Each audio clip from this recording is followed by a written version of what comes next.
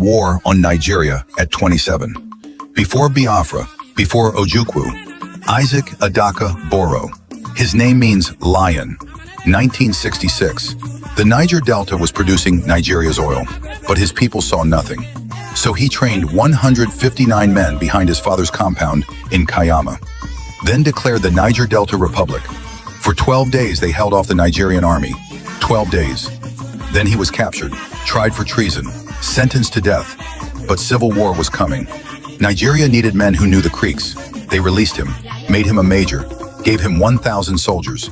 He fought for the same country that sentenced him to die. He won battle after battle for Nigeria. Then one day in 1968, he went on an inspection tour. In an area already secured, gunfire erupted. Isaac Boro was dead at 29.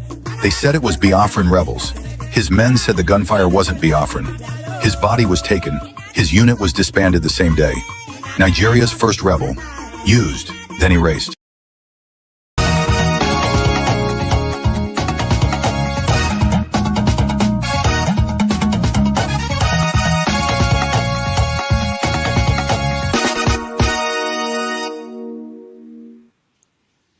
Hello, everyone. Thank you so much for joining us. Welcome to a special conversation.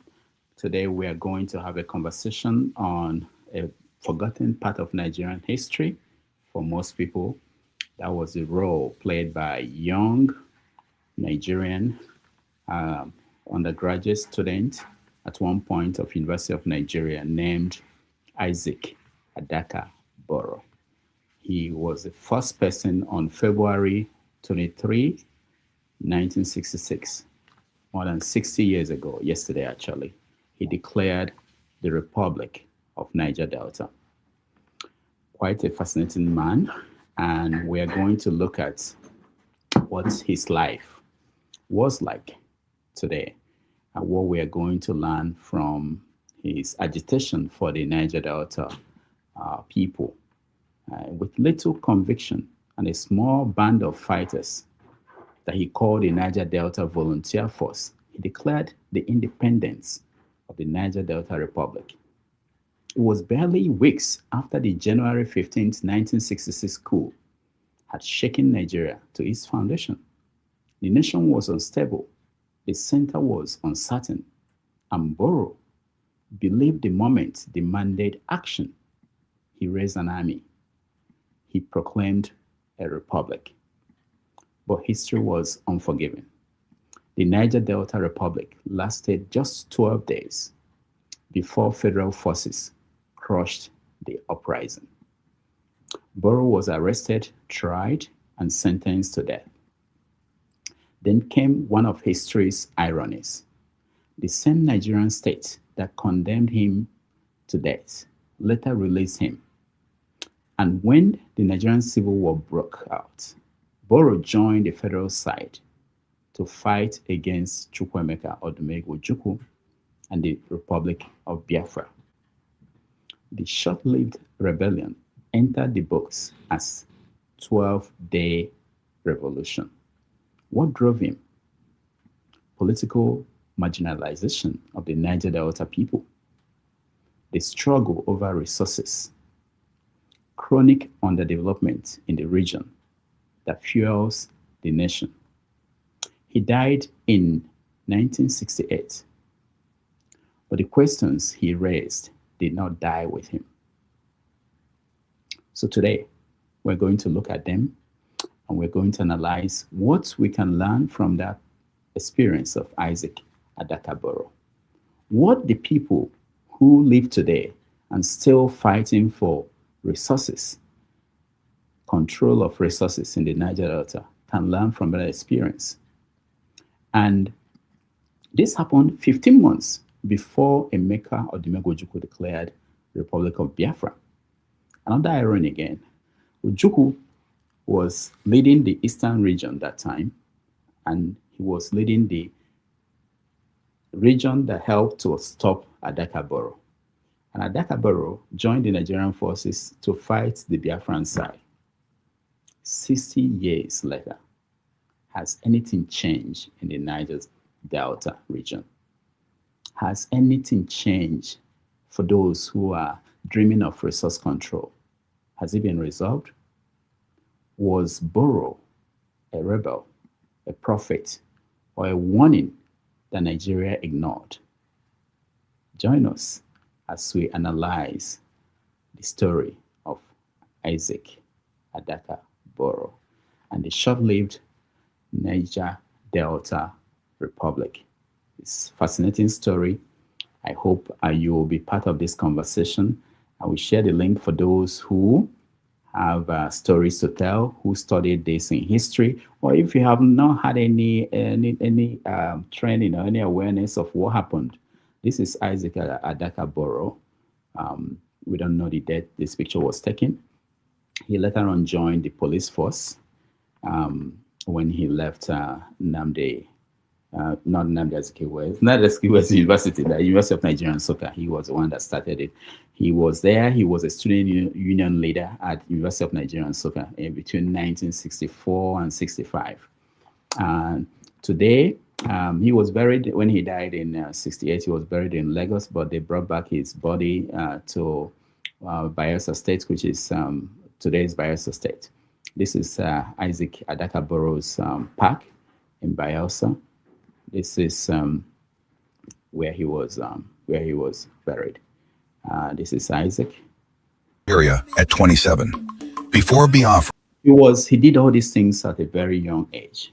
He started at 27, he died at 29.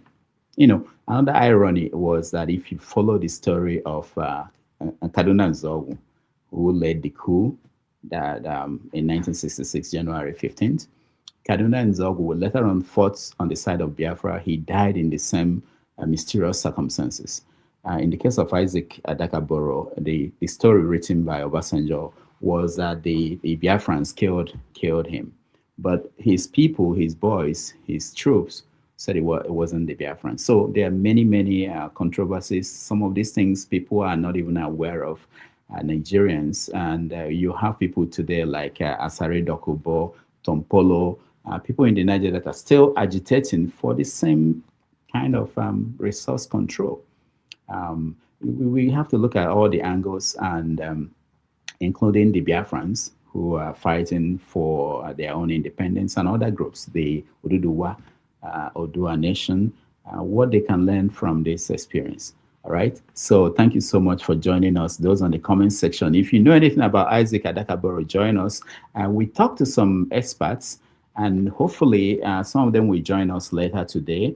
But before I bring in people, for those who want to join us in the studio, let me share the link. I don't think I've done that.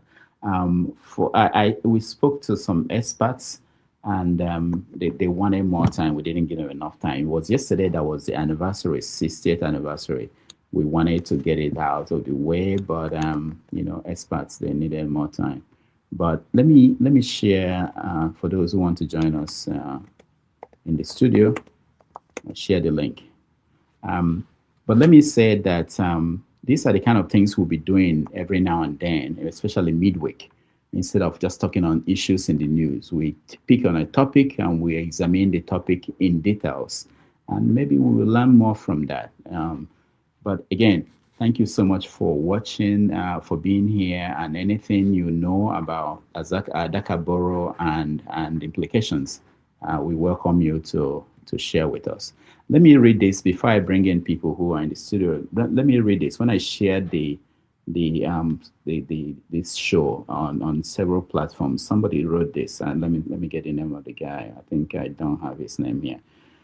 He said, "I've read The 12-Day Revolution by Isaac Adaka Boro, his personal account written in prison." So when he was locked up, he was picked up by the Nigerian government after he declared the Republic, and fought for 12 days. He lost. I mean, the Nigerian government, the military squashed that effort by his groups. But he was picked up and put in prison, sentenced to death. While he was in prison, he wrote The 12-Day Revolution. And in it, he was examining his military, his career, his political struggle, including the Niger Delta question. And this guy said that after reading both, he read that book and also another one written by Tekna Tamun, who wrote about the Jaws of Giants.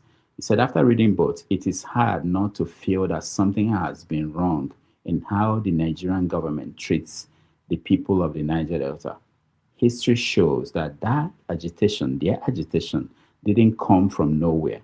It came from deep frustration and neglect. Sometimes the problem is not noise, it is injustice that has lasted too long. I had planned to call this guy and see if he would join us, but for now, there are many ideas and questions being put out there by different people about the Nigeria that we know today, the origin of the injustices in Nigeria, why it persists, and why people continue to fight and agitate, even when they have the chances of them succeeding is very, very slim. All right, let me see. We have CEO Ovie. He's in the studio. Let me bring him in. Ovie, welcome to the show. Introduce me as an expert. I'm son of the soil. What are you talking about? Are you from the Niger Delta? We are the. I thought you were from Edo. We are the. What is Niger Delta? He said no part of Niger Delta. Come on, Dr. Dameji. I will sue you for the question where you also. Tell me. I will sue. Explain to us. If you were away there on Dock and claim Niger Delta, and I mean with the don't like what you know. And again, I wanted to call you out. You they pronounce the Odudua like they say you are from Ukraine. Odudua. Even though you spent 4 years in Akure, I say Odudua. Odudua. Like, is it AI? I've been at Dr. David Iblis. I am from Niger Delta. No, don't take my 30% away from me, please. It's very important. So is Edo Benin Empire part of the Niger Delta? I thought you were under the Benin Empire. Yes, that's two different conversations. I can claim it too, right? But that would be a different conversation entirely.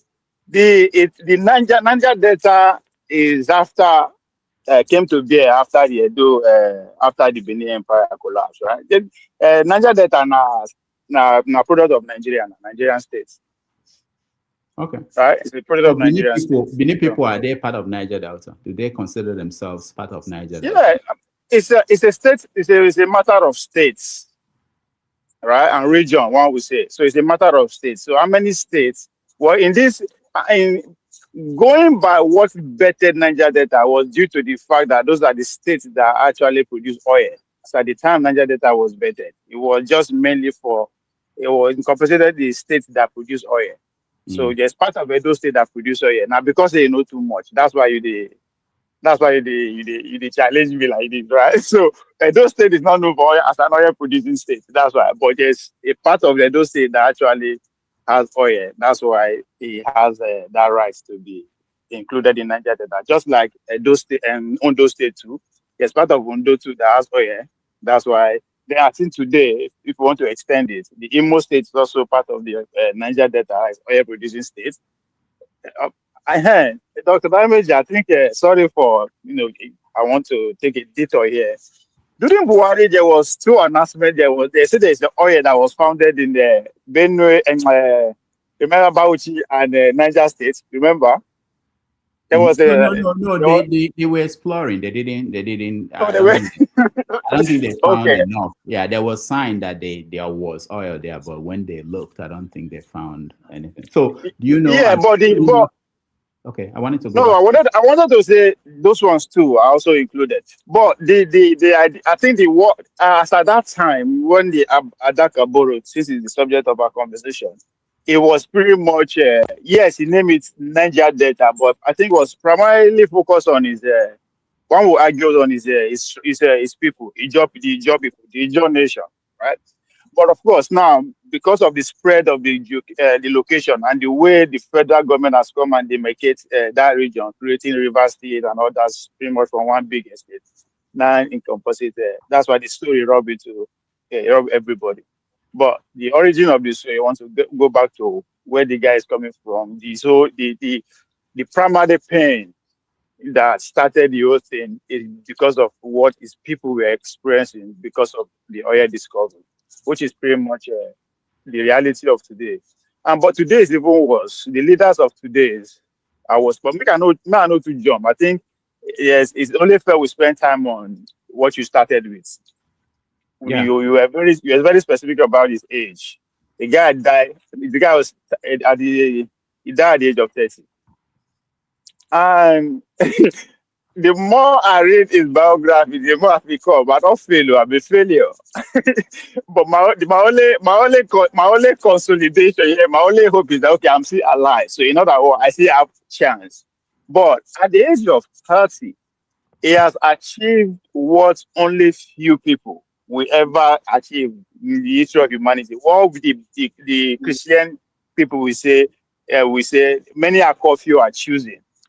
Right? Most people in this world, they will never be remembered. Not after their immediate family. Now we talk of your community, not talk of your region, your country, and as far as Nigerian state, in fact, as far as those people exist, or the people Nigeria exist, the man will still be alive. And all these were achieved by the age of 30. And the bravery was just what? 2 to 3 years. Started, as you said, 27, and they took him at 29. So it's the more I the more I try to just fathom what kind of brain, right?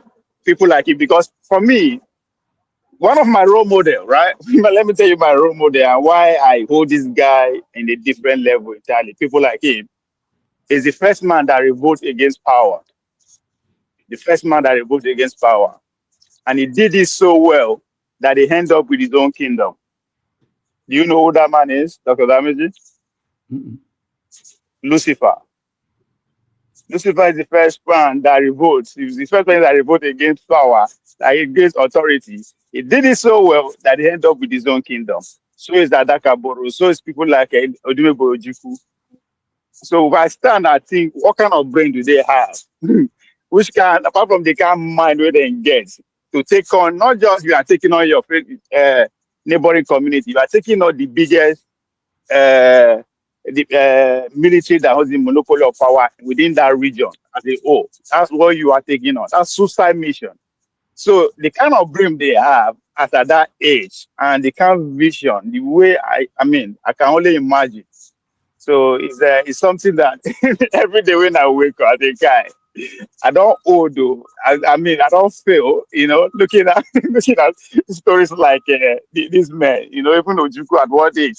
In fact, the generation that this 16th generation, no matter how much I want to shit on them really for staying longer than necessary in power, I mean, one has to actually admire their courage as at that time. Wouldn't have gone there, one has to admire that. So it's somebody that is up there as far as human being that that will register as forever in my, as far as I live. As Isaac Adaka Boro is one of those activists, a human being. We'll get into details. Oil was discovered in Nigeria in 1956 by Shell BP in Olobiri. That is the hometown of Isaac Adaka Boro. And he was born in 1938. So he already had awareness and the issue of the fact that this resource, which is, I think they called it at that point, liquid gold, was being produced in Nigeria, and there was no impact on the region, the area that it's being produced, that people were not being taken care of. And that was the beginning of his agitation. But we want to look into several aspects of that. It's not over yet. It continues to today.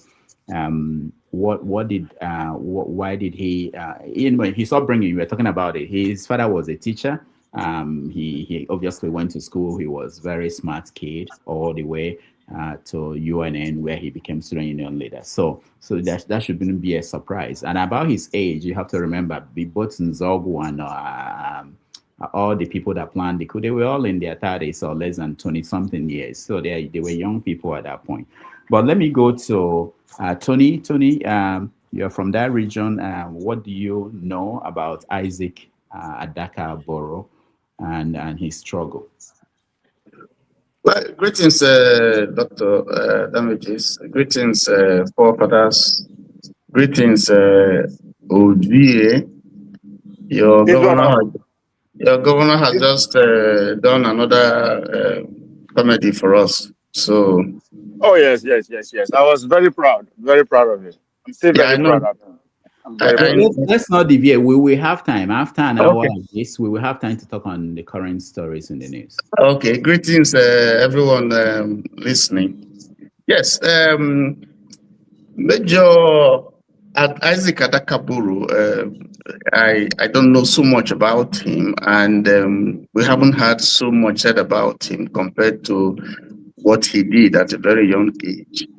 I read that he was revolutionary, a university student who abandoned his studies at Nsukka to fight against the degradation and the deprivation that his people were experiencing. If you go to Oloibiri, for instance, up till now, there's nothing to write about Oloibiri.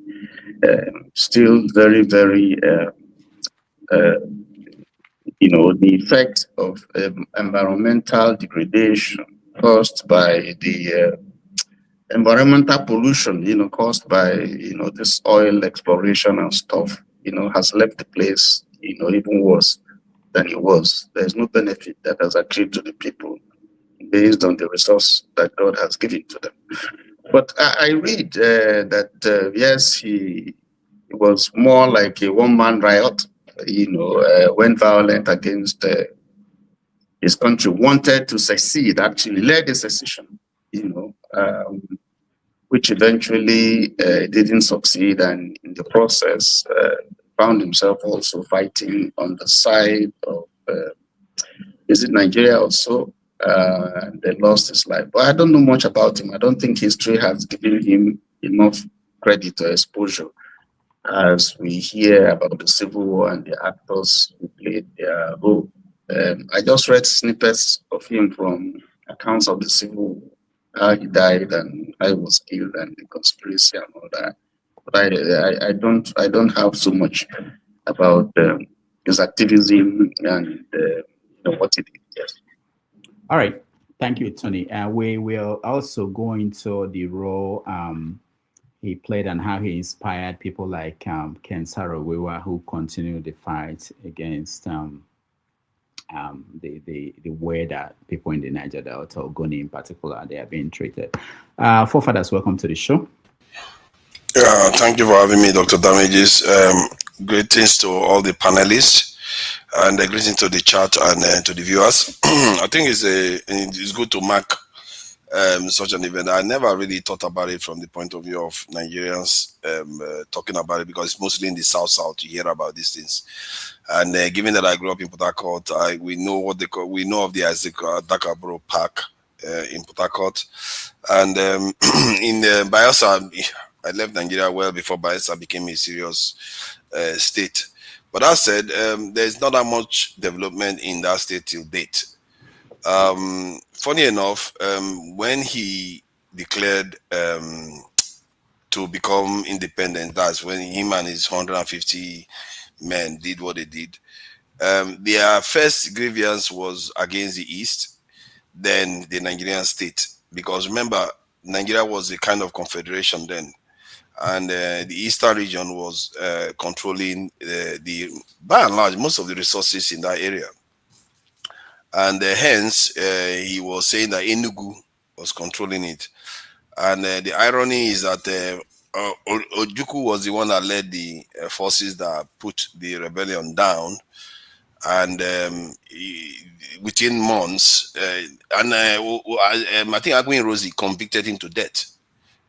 You see what I mean? So, and the whole thing during that period, if I didn't know better, I would think Oyibo were just writing the script to ensure our country is messed up properly, because the entire thing was greed, betrayal, unethical behavior, just terrible behavior from everybody, pretending as if they don't know what was bad for the nation. If they wanted their nation to succeed, and they just got independence, so if they wanted their nation to succeed, they could have tried to be more equitable instead of rushing straight to their tribalistic behavior and, you know, packing wealth to only your region. You should understand that those people are human beings that they discover the oils amongst. Remember, those people, without Nigeria, you won't have access to their territory. And that is another part many Nigerians forget. When we say we are a major group in Nigeria, you are only a major group because you are in Nigeria. If without Nigeria, you can't touch those people. If you go for them, they will fight you back. There's a reason why they have existed for millennia. But their anger boiled over. They fought the Nigerian state and they failed. And Agui, ironically, was the one that convicted him to death.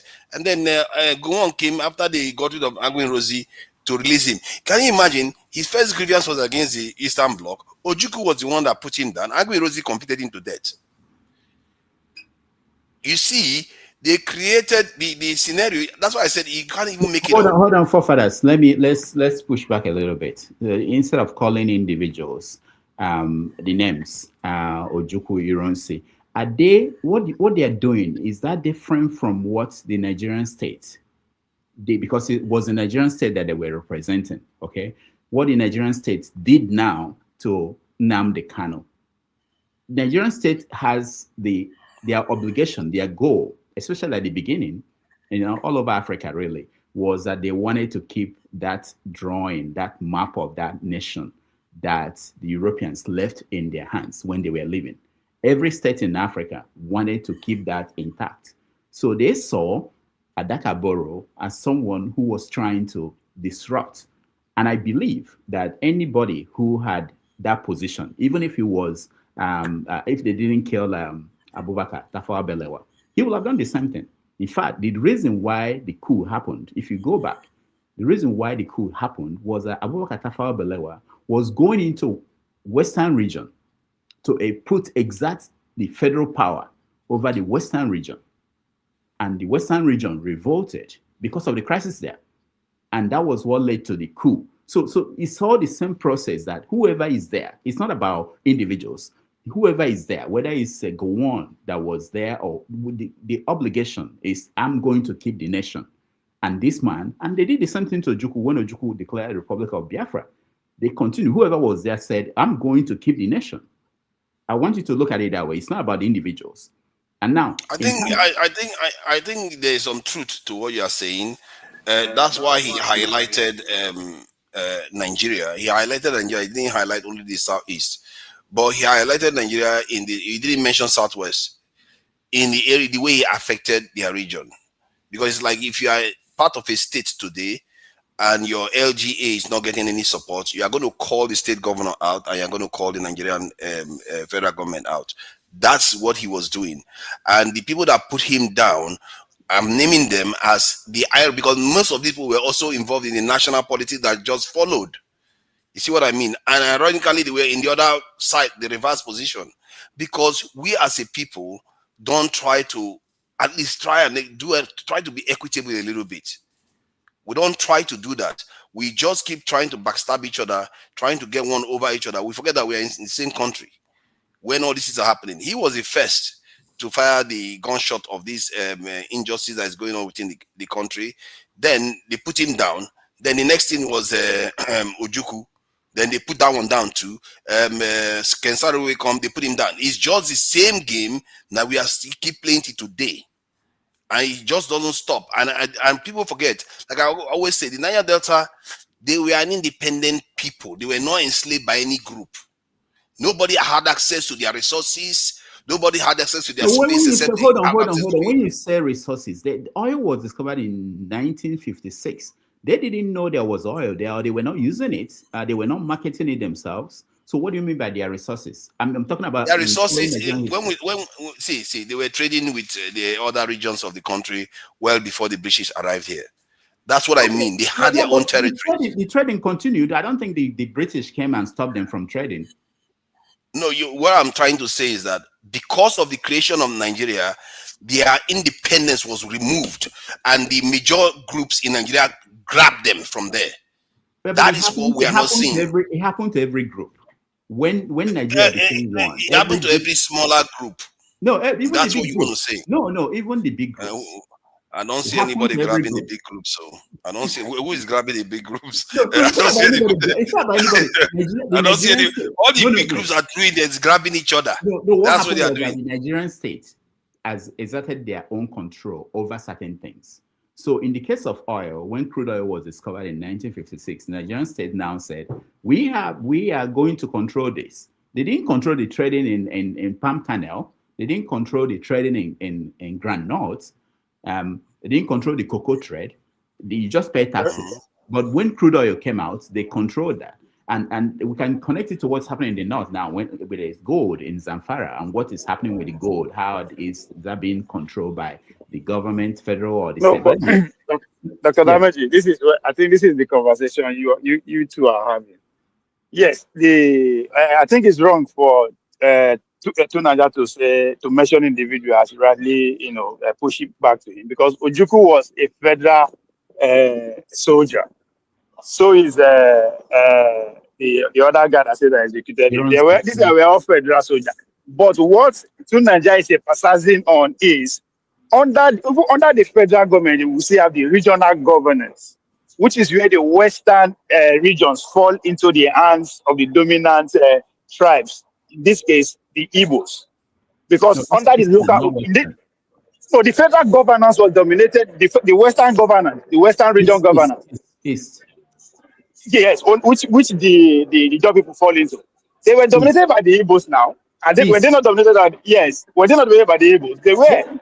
So exactly. So one will also argue that was what the North saw, that the federal government, that the Igbos were overreaching.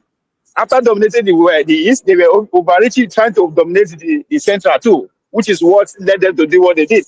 That's another argument to it. So what Nigeria is saying, yes, Ojukwu and his brother acted under federal government authorities, but other than that, every other thing that their people were going through under the regional government, which is in this case dominated by the Igbos. So we have to actually, there's a conversation there to be had, because which is the argument we are trying to add, if we the Edos fall into the Niger Delta, right? Because we too also have an argument that we were dominated by those who were the dominant group when we are under regional governance. So that is also a conversation to be had. So yeah, it's not that Niger doesn't know what he's talking about. It's just that the way he framed it that made you have to come at it that way. All right. Hold on, let me go to, let's hear from KJ. KJ, welcome. Yeah, we can't hear you, KJ, if you're speaking. You shouldn't argue with forefather, because forefather has his own history, which is telling.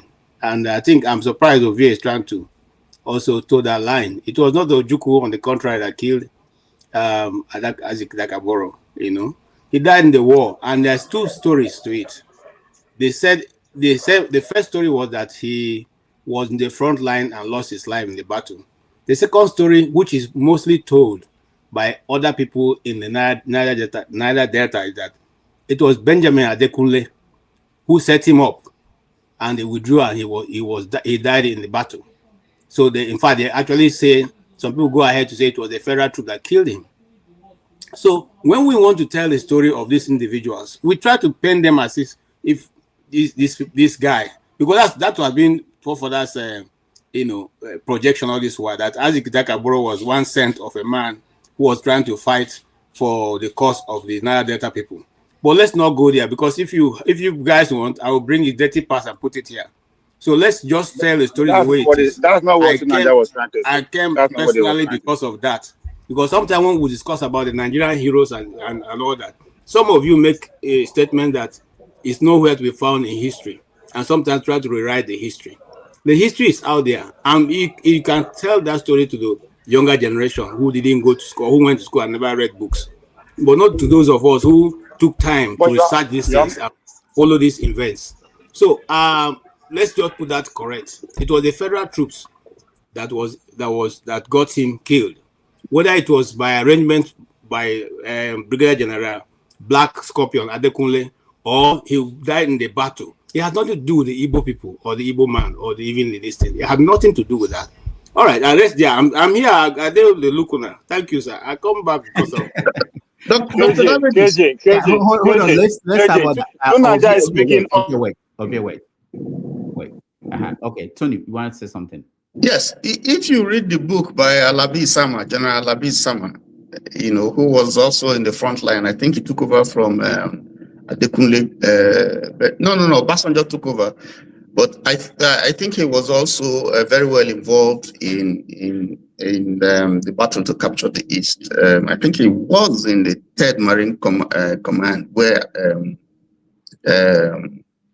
Adaka Boro was. You would see from his account that what he said, tallies with part of what KJ has said, was a sabotage, because Adekunle was very, very crazy and delayed. It was more of a sabotage that led to his death. It wasn't Ojukwu that killed him. It wasn't at all, because at this time the war had started, and there was this attempt to capture, to invade. They invaded the east through, what would be the rivers area now, and so it wasn't Ojukwu at all that killed him. It wasn't Biafran forces that killed him. I think from the Alabi Sama's book, it was basically sabotage, and his Boro was fighting on that front. Yeah. So that's it. All right, thank you. Ovie, go ahead. I think context matter here. Tunanja is not saying now Ojukwu carry gun go shoot down. No, he is speaking under the leadership. Ojukwu was the top leader then in that region, so that is what he's saying. The same thing he referred to the other guy who eventually carried out the coup. He is not saying the guy carry gun go shoot down. So that's what I think Dr. Damiji actually corrected him well, because you just want to make argument. But even everything you say, KJ, now saying that ESA, you are speaking in terms of conspiracy or ESA. They say. So who is even actually speaking to the conversation here? Tunanja is not saying Ojukwu kill him. It's not leadership. As I said, again, Hold on now. I know interjecting. No, let's get it right. You are wrong. Isaac Adaka Boro died. The war had already started when the Isaac Adaka Boro died. Ojukwu was not in control. Hold on. You are wrong. Can you listen first? That's not. Please now. I'm not interjecting you now. You must. I'm not interjecting you. Hold on. You guys, hold on. Okay, hold on. Can you just listen, please? Hold on. Sorry. Listen to understand. You understand? Okay, hold on. Okay, let's go back. I want us to go sequentially. You guys are already debating the death. I'm still at the point where we want to talk about what are the issues that minorities have with Nigeria and with the regions. Now, remember, the people that made up what we now call, or then was called the Midwest, they also had issues being under the Western region, to the point that they agreed. They had a referendum and they decided that they want to form their own region. Probably if Nigeria had continued on democratic paths, if there was no coup, what could have happened? Maybe that the people in the Niger Delta will have had their own referendum and form their own region. That could probably be what. But I want to go to what were the issues that they had, one with the Eastern region, and then later on with the whole of Nigeria, especially when it comes to oil. Because, and again, remembering that in 1960, 64, 65, he, as a student, Adaka Boro became the president of the University of Nigeria, Nsukka Student Union. It's not an easy thing to accomplish. So I'm not claiming that I know how the country was running that period or how the Eastern region was running, but I want someone to help, if anybody knows, the issues that minorities have or had with Nigeria or the Eastern region at that point, to the point that he decided that this would be a good time to form our own republic. The issue was clear because the level of development in the South region was minimal. As a matter of fact, by the time I left Nigeria, I think I heard that the Bayelsa region, they had about 1 or 2 petrol stations. That was in the 90s. That is how underdeveloped it was. No, okay, And, okay. Hold on, forefathers, don't jump. I go back to the 60s when he declared the Republic of Niger Delta. Go back to that period.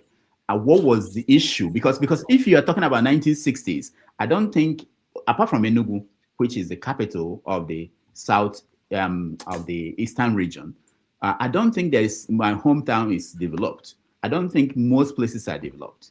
So what are yeah, but your hometown is not where they discovered oil first. Yeah, I know. But it's not the eastern region that is taking the oil. Is it? Rudolph, can I make a contribution and run away because I'm at work? Unfortunately, I'm not going to be able to join you guys for a long time. If you permit me, I want to respond to what you just said. Let's hear from Tim. Okay, please, guys, don't be offended. Please, I'm at work and I'm not even going to watch for long. But I just wanted to follow and see what you guys are saying. So, the question you asked was the problem that most, if not all, of the minority, so what we call minority groups, had in the different regions where they were part and parcel of, whether it is the guys in the Middle Belt who were part of the larger North, whether it is the Edo people and what we call today as Delta states in the Southwest, and of course the rivers, Cross River, Akwa Ibom today, and Bayelsa in Eastern region. Now, language was a problem. For every of those regions, there was a dominant language. And in some of those regions, the dominant language became the lingua franca, sort of. So you find out like in Igbo, it's very rare that you will not see anybody from any of the smaller groups, supposed smaller groups, that doesn't even speak Igbo. Now, they also felt that, like in the civil service and co, I'm going to use the Eastern region for an example. So when Zeke was angling to be prime minister, no, sorry, not prime minister, was angling to be the premier of the Southwest, which we know was what he was trying to do with his NCNC, and he got skimmed out. The biggest mistake he did was he fell back to the Southeast and they dispossessed somebody, a Henshaw from Cross River State, who would have easily become the premier of the Eastern region, and then Azikiwe became the premier. The same thing happened when Okpara was premier of the Southeast, and the people from the Ogoja area at some point wanted to vote against the NCNC. I don't know if any of you knew that Okpara went and removed hard roads in the Ogoja area as a punishment, the kind of thing Yaya Bello did in Kogi State. Okpara did it, let's be honest. So some of those things also happen in other regions. You find that the dominant group at some instances sort of flexed a lot of muscles on these people, and it left a psychological implication on them. I went to Government College Umuahia. In Government College Umuahia, we had a lot of people from Opobo. The Ken Sarah Weaver went to Government College Umuahia. The Ereko Simas of this world. Many of them used to feel that in those schools where they went, dominated by Igbos, that they were being sidelined in one way or the other. So there was always that brewing mentality. That is why at any opportunity they felt or they sought to break the dominant group in wherever they were, they always did that. That is why during the Civil War, you find that the smaller splinter groups were siding with federal forces as saboteurs, as we call them, to dispossess the dominant group. I wanted to add that these are some of the histories that are there. It takes people who are really transcendent and mature enough to have this kind of conversation, because it's an emotive conversation. It's something that if we're not careful, an Igbo man will trying to defend his Igbo position, the Yoruba man, no.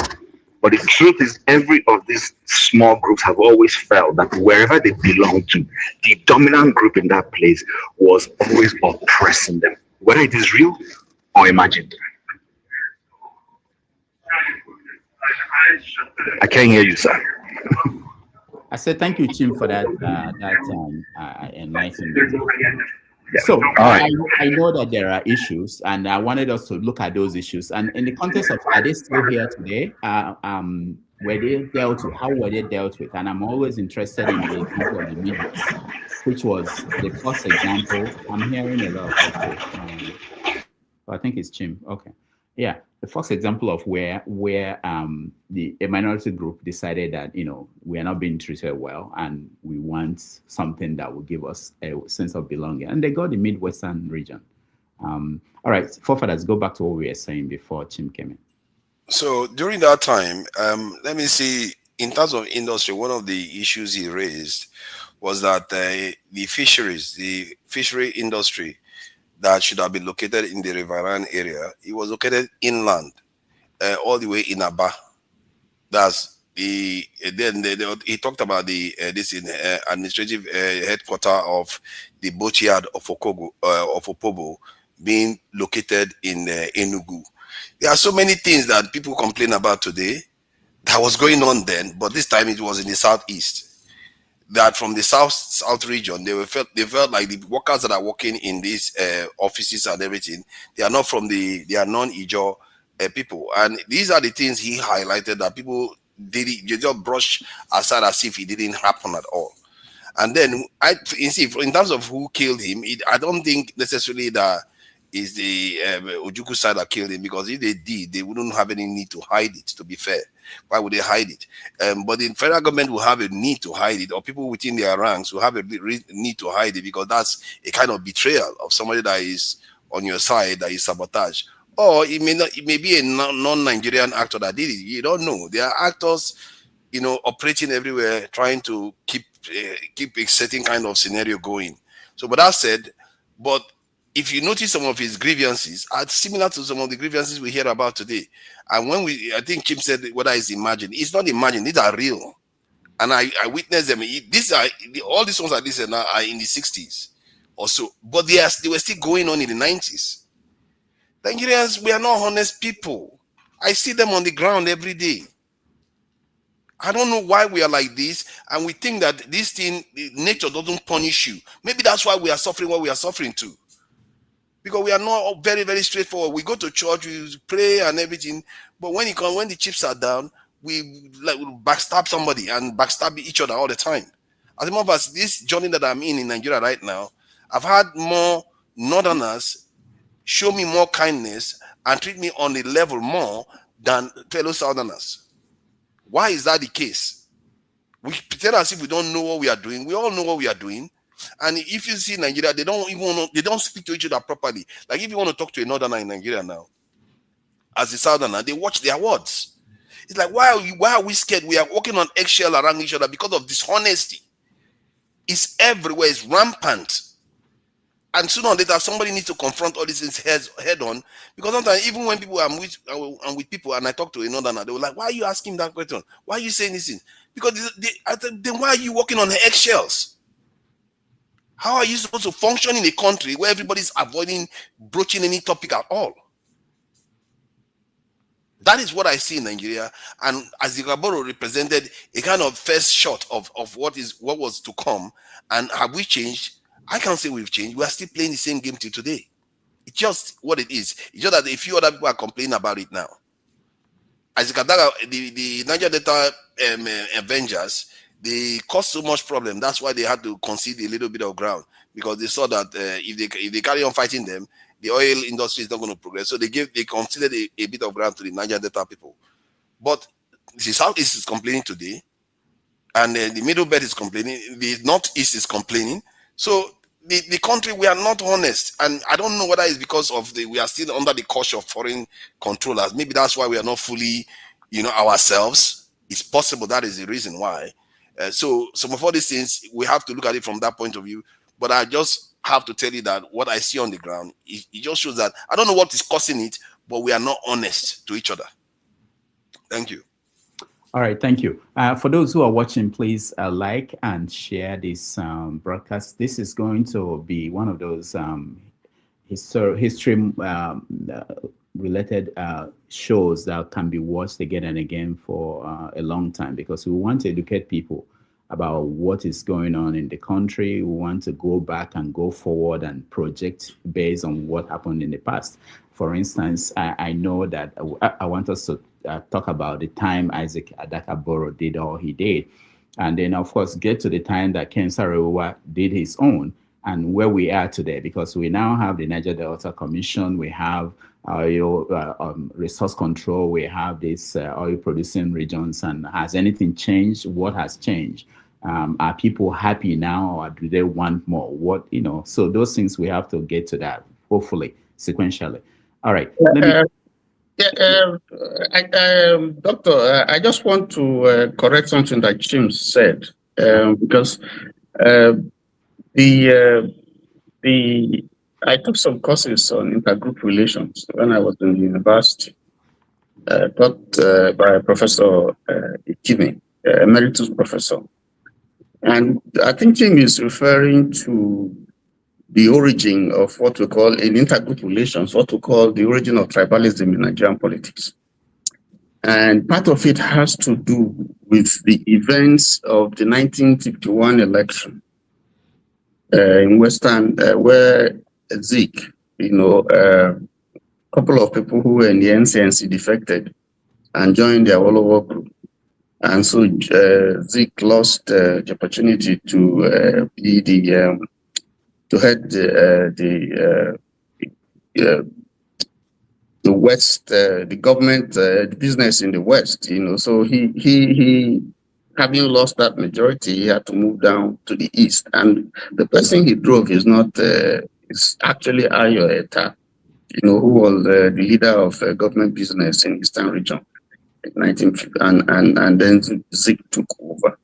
So that didn't leave, for the minorities particularly, that was a problem because it wasn't done in good faith, and it was considered that because Ayota was from the minority, that was why that happened. So that, traditionally, if you go to intergroup relations, it's the origin actually of if you like, ethnic politics, which was originated from the West, and which Zeke, bought into, and his entire view as a pan-Nigerian, brought him down, and he became, more now like all over a tribal leader because of that particular action. And I think that's part of it. We used to be in the Western region, Midwest, we used to be part of Western region. And part of the reason why, we had to ask for a plebiscite, so that we pull out from the West was just because we were feeling a sense of marginalization. And we didn't think that we quite belonged to the, we didn't see ourselves fully as being part and parcel of Western region. Because again, we're minorities in that region.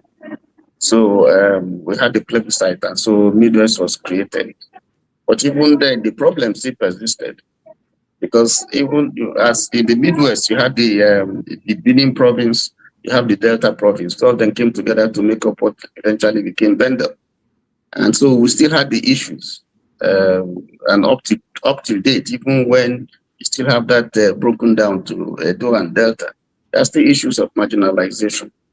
So I think it's an issue that will stay with us until we probably develop a much better political culture that will overlook all this mosaic of religion, of ethnicity, and so on and so forth, and all together to look at purely what to move the country forward. And I think that's part of the problem that we have, and that's even the problem that you also have in the South side, because if you look, I think South side is one of the most diverse in terms of ethnicity and so on and so forth. So we have that problem, and that's continued. Let me just stop there. All right. Thank you so much, Ovie. Oh, thank you. I think I understand Dr. Damage is the pushback again, putting name, and track to the conversation. But we are talking about history. It will only make sense and be accurate if you put data, statistics, and name. It just depends on the context you put those names, so that things read. Oil was discovered what, 54, if I'm not mistaken. 56. 56. The Nigerian states take shape in 1960. The regional government take effect. Let's put it that way. Immediately, the Adaka Boro, him and his people, fall under the Eastern region. Who was the leader of the Eastern region? As at 66, the major himself, Ojukwu, right? Who pretty much arrested him, one would say. But it was under him that is the revolt starts. The primary anger of Isaac Adaka Boro was a voice that his voice of the people had not been heard. In other words, they are not being included the governance structure of the Eastern regions and what before the resources will come to play. So the resources agitation was really against the federal government. In other words, agitation was against two governments. The Eastern region was at the time led by Odumegwu Ojukwu, and the federal government led by Gowon.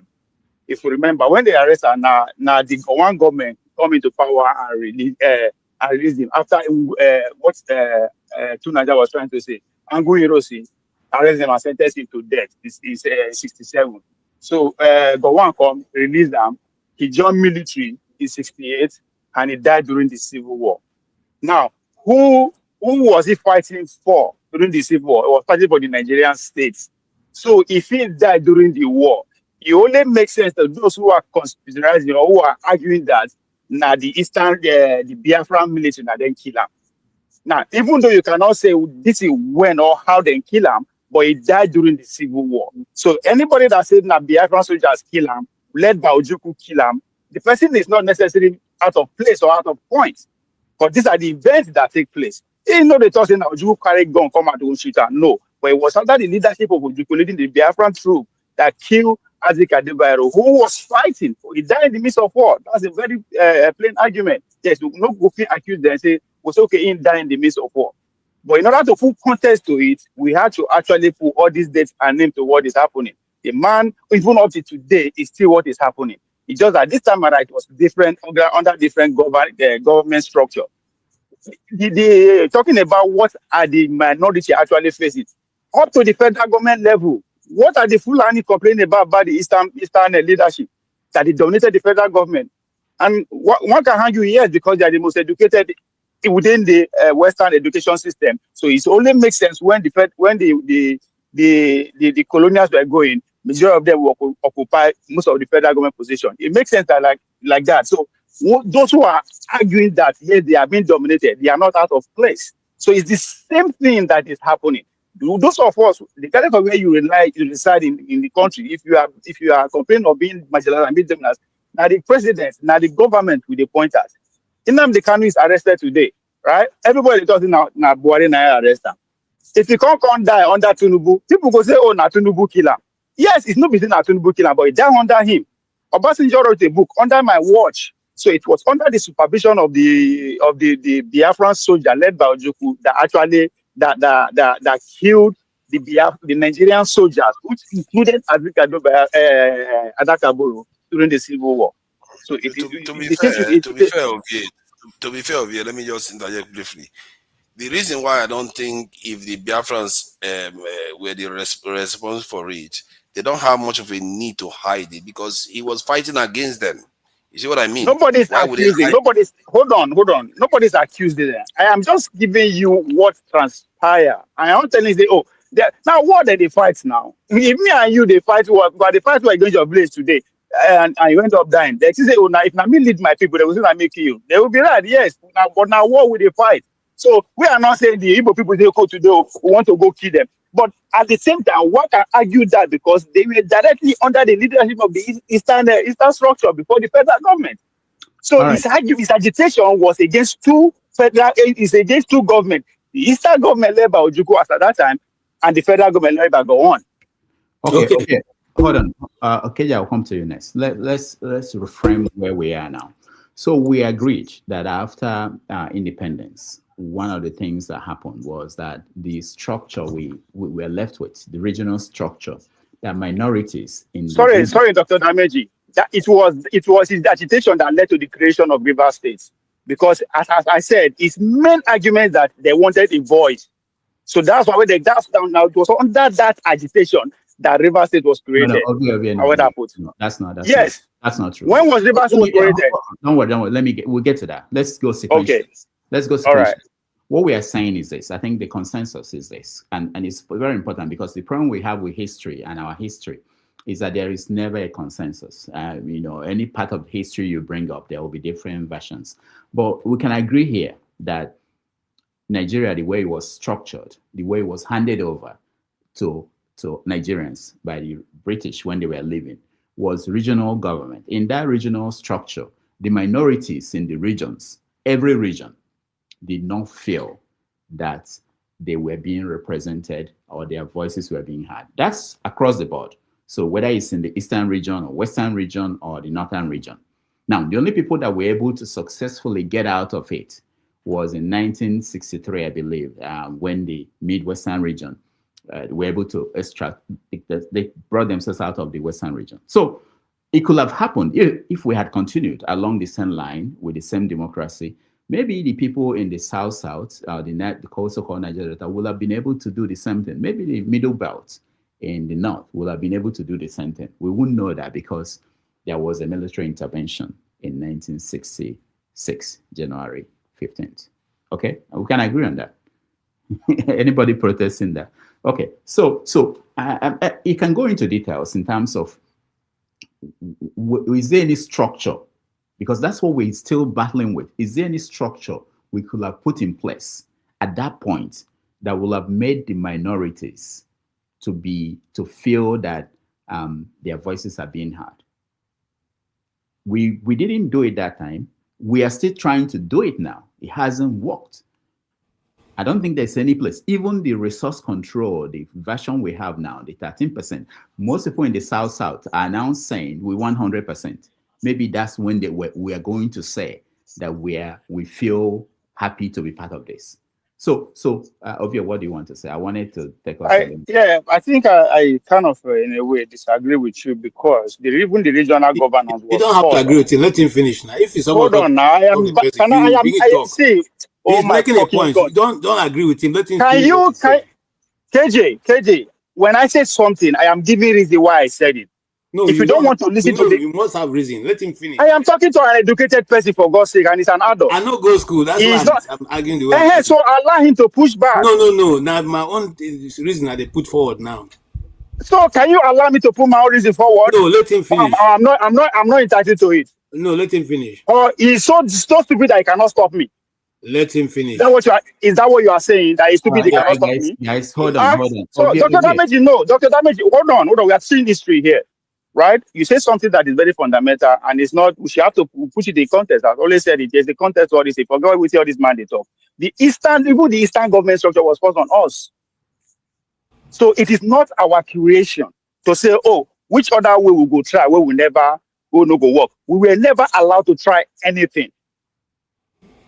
See, all the way to before the arrivals of the strangers, right? Which dated back over how many hundred years ago? And the last one was the Benin, which was late 1800. Since then, no part of the country, no tribe, no region were allowed to actually form their own government, which is at the center of what Ososo, a whole small village, is going through.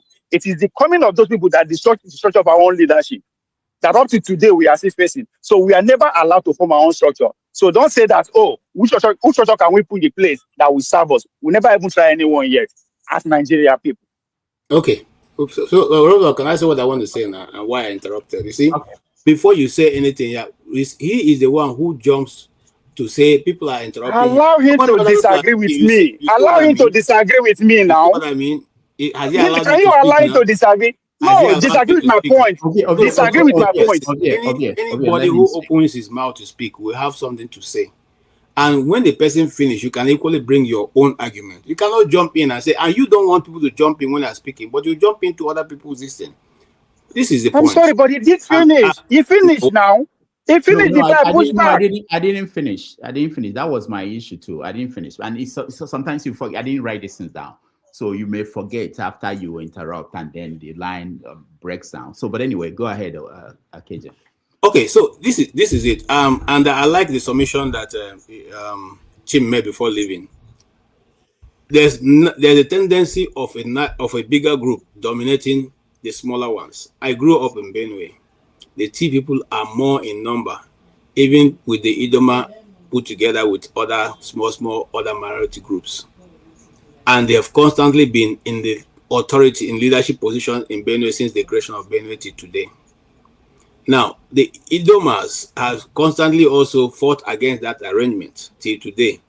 And there don't seem to be any way out, because right now, the Igalas who used to kind of balance it out have been taken out, and they are now in Kogi State. Yeah. So, will there be a time when everybody will accept that everything is done properly? There may never be, but we can manage it by putting things in place that can help the minorities to be able to feel that they are being what they're not being marginalized. And I agree with Forefather on this case, and I sympathize with people in the Niger Delta. The only place where I get a bit liver with them is if their only interest is to make sure that Igbos don't get it. Any other person can get it. Once it's not the Igbos getting it, they're okay, and they go to sleep. But here is let's go back a little bit.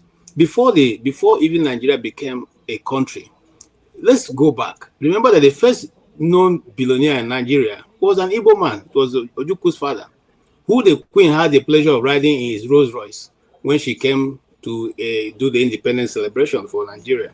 So what am I trying to say in that example I'm giving? I'm trying to say that there were already some established levels of lifestyle and certain regions. I don't want to say the Igbos now, but obviously the Igbos also have come to a place where their way of life and all that is almost advanced. So in that context, they may, of course, be seek to dominate other people.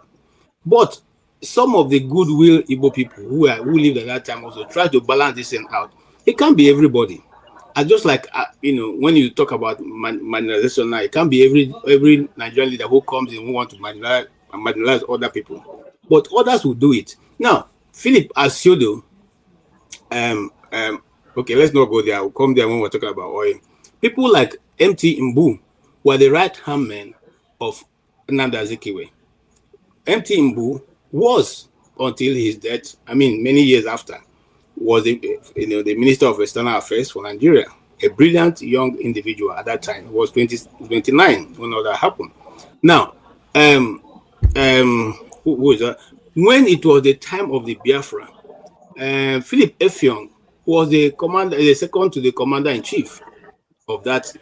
So, in other words, there are certain people who try to balance out these things, but you cannot always be able to achieve it 100%. So, I'm coming back to what you are saying now. What is the system that other nations have put in place which have helped their minorities feel included in the national cake? Let's take example of the states of the United States of America. Left to anybody, California can be a state of a country of its own and survive without any other person. But they are not. Up to tomorrow, they are still looking for how to say they want to be on their own. If you go to DC here, DC is still asking for statehood. In fact, if you drive around DC, you see at every point, you see, DC this advertising the fact that they want to be a state. This is, their statehood signposts everywhere. So I'm simply saying, even in a modern society, there are still people who feel they are not fully being represented. What did they do? A state of Delaware, which is very small, has a very well represented way of their voices being heard when there's a national election. And the way it's also been, that helps them is that they don't have to wait for the federal government to develop their region. The Delaware governor takes care of whatever he's doing, and then he is responsible to his people. When that is not done, then the people know who to hold. In our own case, it is people living in say, Opobo.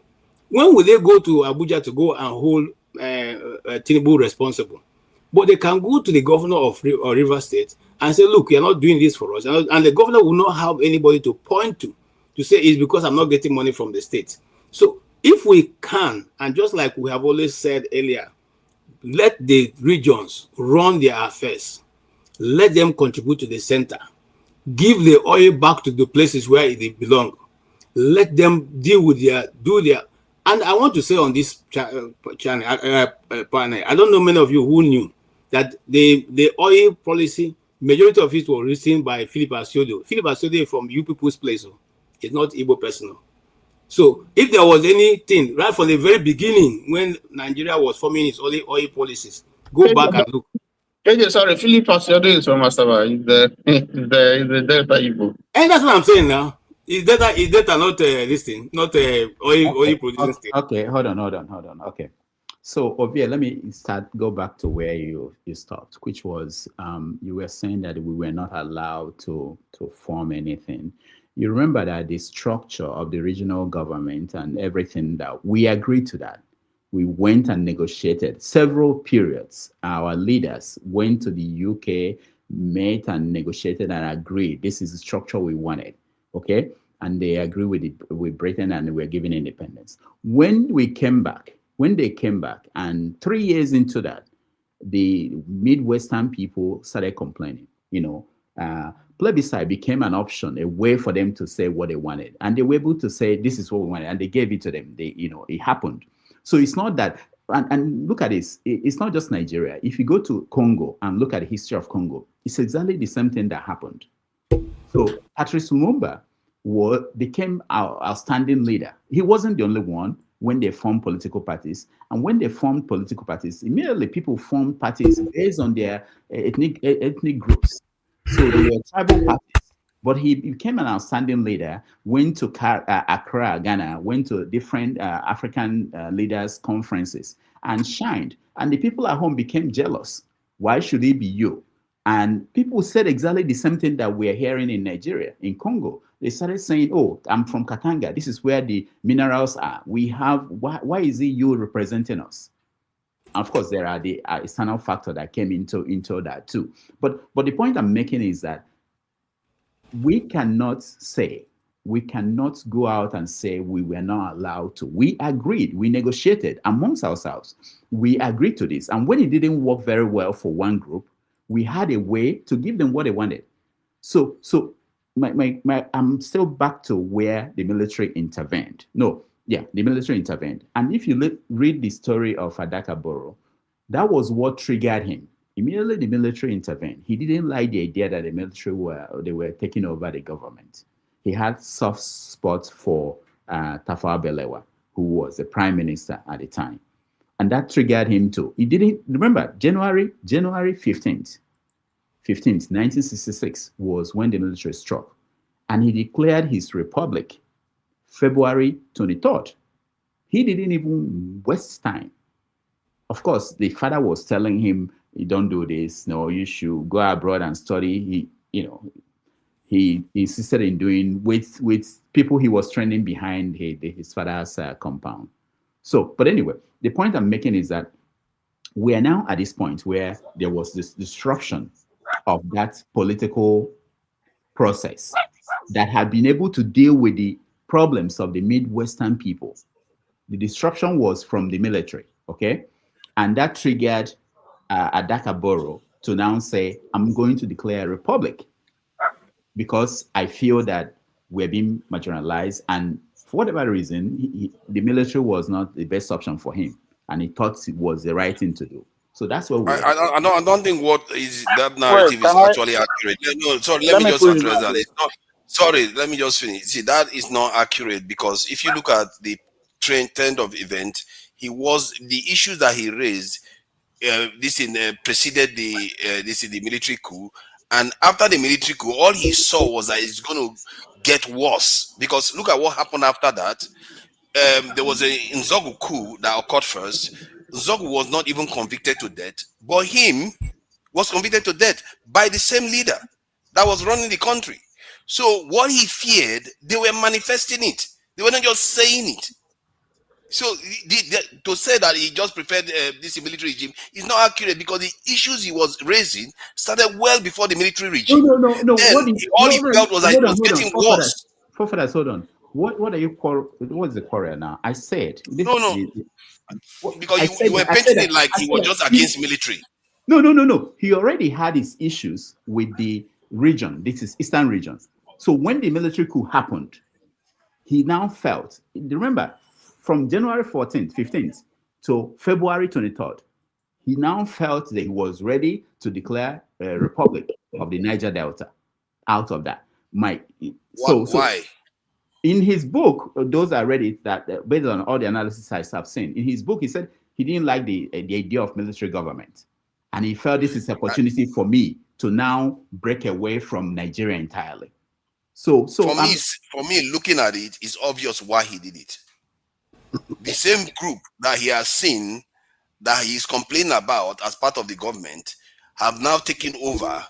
And then the person that confided that when he felt that now they are even going to be more powerful over him, so that's when he felt, okay, this is not going to get any better. And believe me, the North was thinking the same thing, the South was thinking the same thing. That is why even it was 1967 they created a River State. So because of some of these agitations, that is the reason why they created River State. Because they felt that the Southeast was going to oppress them even more. If it was you, what would you think? That's what you would think. And the results were also clear, because look at how Aguiyi-Ironsi administered justice. He didn't, somebody that literally killed the first prime minister of a nation. He didn't convict him to death. It wasn't Aguiyi-Ironsi that killed him, remember? No, I mean Nzogu that did. You didn't convict that one to death. Nzogu convicted Isaac Adaka Boro to death. No. But forefathers, your analysis is not right. Nzogu was not convicted to death. No, Am I wrong? No, Nzogu was responsible for the activities in the north. But he carried out coup. He wasn't convicted to death by Aguiyi-Ironsi, but Aguiyi-Ironsi decided that, okay, Adaka Boro's one definitely should be dead, even if his own resulted in far less lives lost, or even of consequential Nigerians losing their lives. But he convicted him to death. What does that tell you? This is the disingenuous behavior of Nigerians, again, showing up everywhere. No, forefathers, you are not tying this thing properly. The coup took place in January 15th. Adaka Boro's coup took place February 23rd. So you're not tying it properly. You can't say that because Nzogu was not arrested. At the time the coup took place, Adaka Boro had not, his coup had not taken place. So are you saying that he should have committed the coup the same day as Nzogu, so he doesn't get convicted? Is that it? What kind of narrative is that? The point you are making, that it was because Nzogu was not jailed. That's why. No, because they didn't. The coup, Nzogu's coup came first, and then almost about a month, more than a month later, a month and a few days later, Adaka Boro, because he wanted to profit from the confusion that the nation was thrown into, and so he decided. Come on, don't do that.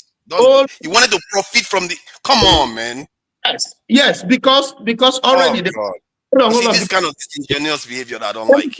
Now, let me finish, because there were grievances all over, and then Nzogu's coup created some confusion, some disequilibrium in the political system, and so because his own part of the country, the South now that you call it, also have grievances. So he thought that was an opportunity for him to also break away and form his own republic. So that was what happened. But to say that it was because Nzogu was not arrested, that is why Adaka Boro, they don't. No. That's not what I was saying. I wasn't saying that. What I'm saying is, it proved what Isaac Adaka Boro did at the time to be quite apt in terms of judging Nigeria correctly. Not that during that time he was thinking like that. But if you look at it now, Nzogu committed a coup that resulted in consequential Nigerians losing their lives and almost upended, in short, as it led to a lot of serious consequences, but he wasn't convicted to death. But Adaka Boro, that later on committed he did the same thing, not even declared secession, but didn't result in significant amount of deaths of even any consequential Nigerian, was convicted to death. How does that, if it was you or any group, why would you see that as justice? You will not see that as justice. No. But is that the reason why he planned this coup? Is that the reason why he planned? No. But the reason is that Nigerians are biased according to the people that they are dealing with. If the person is from this ethnic group, they will treat them differently from the other group, and they favor their own group. I gave you a lot of examples that he gave at the time. I didn't even know this existed. That they were putting this in headquarters of let's say something that should be in the Riverine area. They will put it inland in the southeast region. Some of these things we today are accusing Lagos of doing, they were doing it then. Okay. So let's go back. That's us. That is us. Let's go back to a sequence of events. So the no, Dr. Dameji, wait. Hold on. I'll come to your OVA. I want to clear some things. The coup happened on January 15th, 1966. After the coup, Nzogwu surrendered to the federal authorities. Ifajuna ran away to Ghana. So Nzogwu was picked up, put in Kirikiri prison. There are stories that he was tortured, but he was kept in prison. They started looking for Ifajuna, who ran away to Ghana, and they wanted to get out of them. In the midst of this thing, what is going on February 23rd, Adaka Boro declared a revolution, or the Republic of Niger Delta. Okay, so that's how the sequence of things. At that point, when he declared that, Nzogwu was still in prison with other coup plotters. They've not even gotten Ifajuna from Ghana to bring him back to Nigeria. So it wasn't that there was no process going on. So I'm just pushing back on your argument that these people were not killed. Yeah, they were not even tried.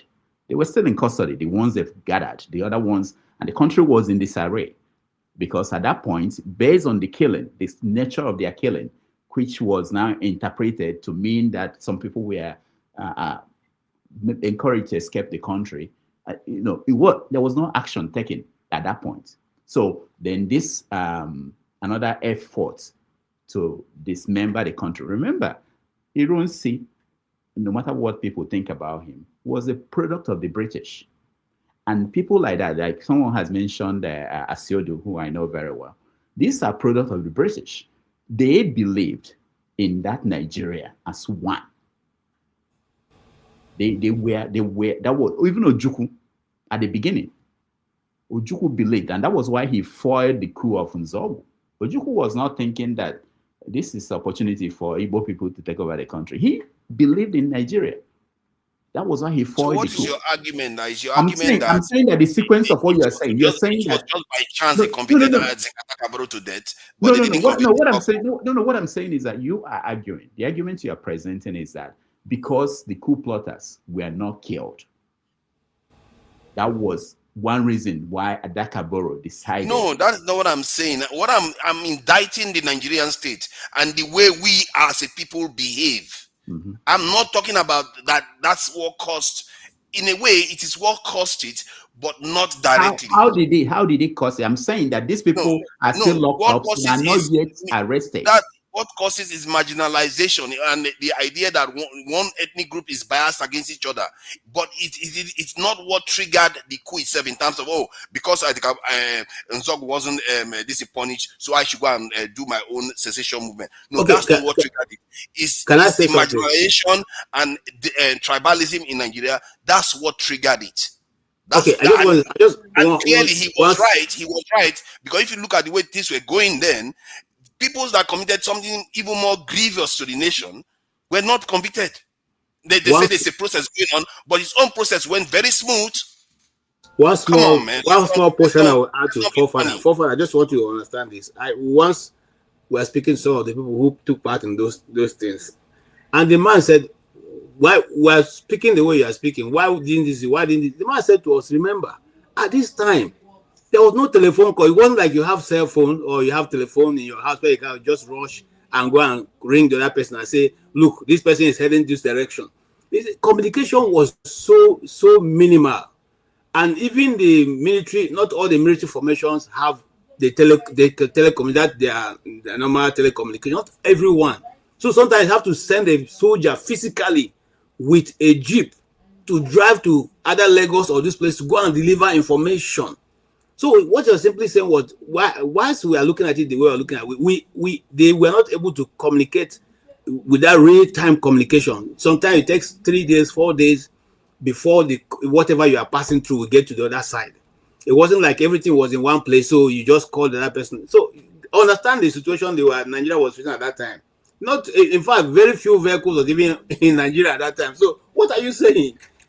Oh, I hope you understand the situation that all the ports are being put in Lagos now, because there was a lot of trouble. See, you can make every excuse you want. You know. Yes, For that, I don't want to take you on that, because like to make every excuse. If we judge from your own performance on this platform, you have never agreed with anything that anybody from the East has ever said. Whether it is saying or not, you have never agreed. So now it's so surprising that you are now arguing from the point you are arguing. Come, wake up now. All right, so this is very important. I like this Adaka Boro story, because it makes us to consider things from a different angle. Okay, I'm trying to understand what he did, and understand it in the context of what we are still doing today. Okay, for example, I'm. Oh, Dr. Lamiji, but we are going too far from where. I'll come to you next. Example, I want to think about January 15th, what happened in the country, and then on the 23rd. Why somebody will decide, okay, I have 150 something people I trained at the backyard. This is the best time for me to declare Republic of the Niger Delta. I'm not saying he has no good reason to do that. I'm not questioning that. I'm talking because hold on, at the same time, that's the issue I have with the people that decided that in whatever year that we want to start a movement for the emancipation of Biafra. You know, when you look at the country and look at the structure, you think this is the best time and you are ready. So I'm asking the same question about Adaka Boro. What made him think he was ready with the number of people he had to declare a republic, and that's it's going to go well? Anyway, we'll get to that. Obviously, say what you want to say. I'll come to you, Tony. I will stand on the protocol you established. Now, history will they teach here. The last they teach, I don't teach me nonsense. Our people say, if we don't know where they go, you know where they come from. I'll push it back to you again. We were never allowed to form our own government up to today. The last time any people within the region have self-governance was 1897. That was when the exhibition of the British people invaded Benin. And the whole country was amalgamated in 1914. Ever since then, there's always external factor that dictates what goes on. And you put it well within your own conviction that they had to go to London to go negotiate. What kind of freedom be that? In the 60s, me and my neighbor, would they fight? And if I would take over myself, I had to go to London. I mean, we are teaching history here. And you said it's a sequence. Let's follow events. Since 1914, no portion of Nigeria was allowed 100% to form their own government, and that's where we are here today. And to say that we don't understand what Adaka Boro was fighting for, it's also either disingenuous or academic laziness.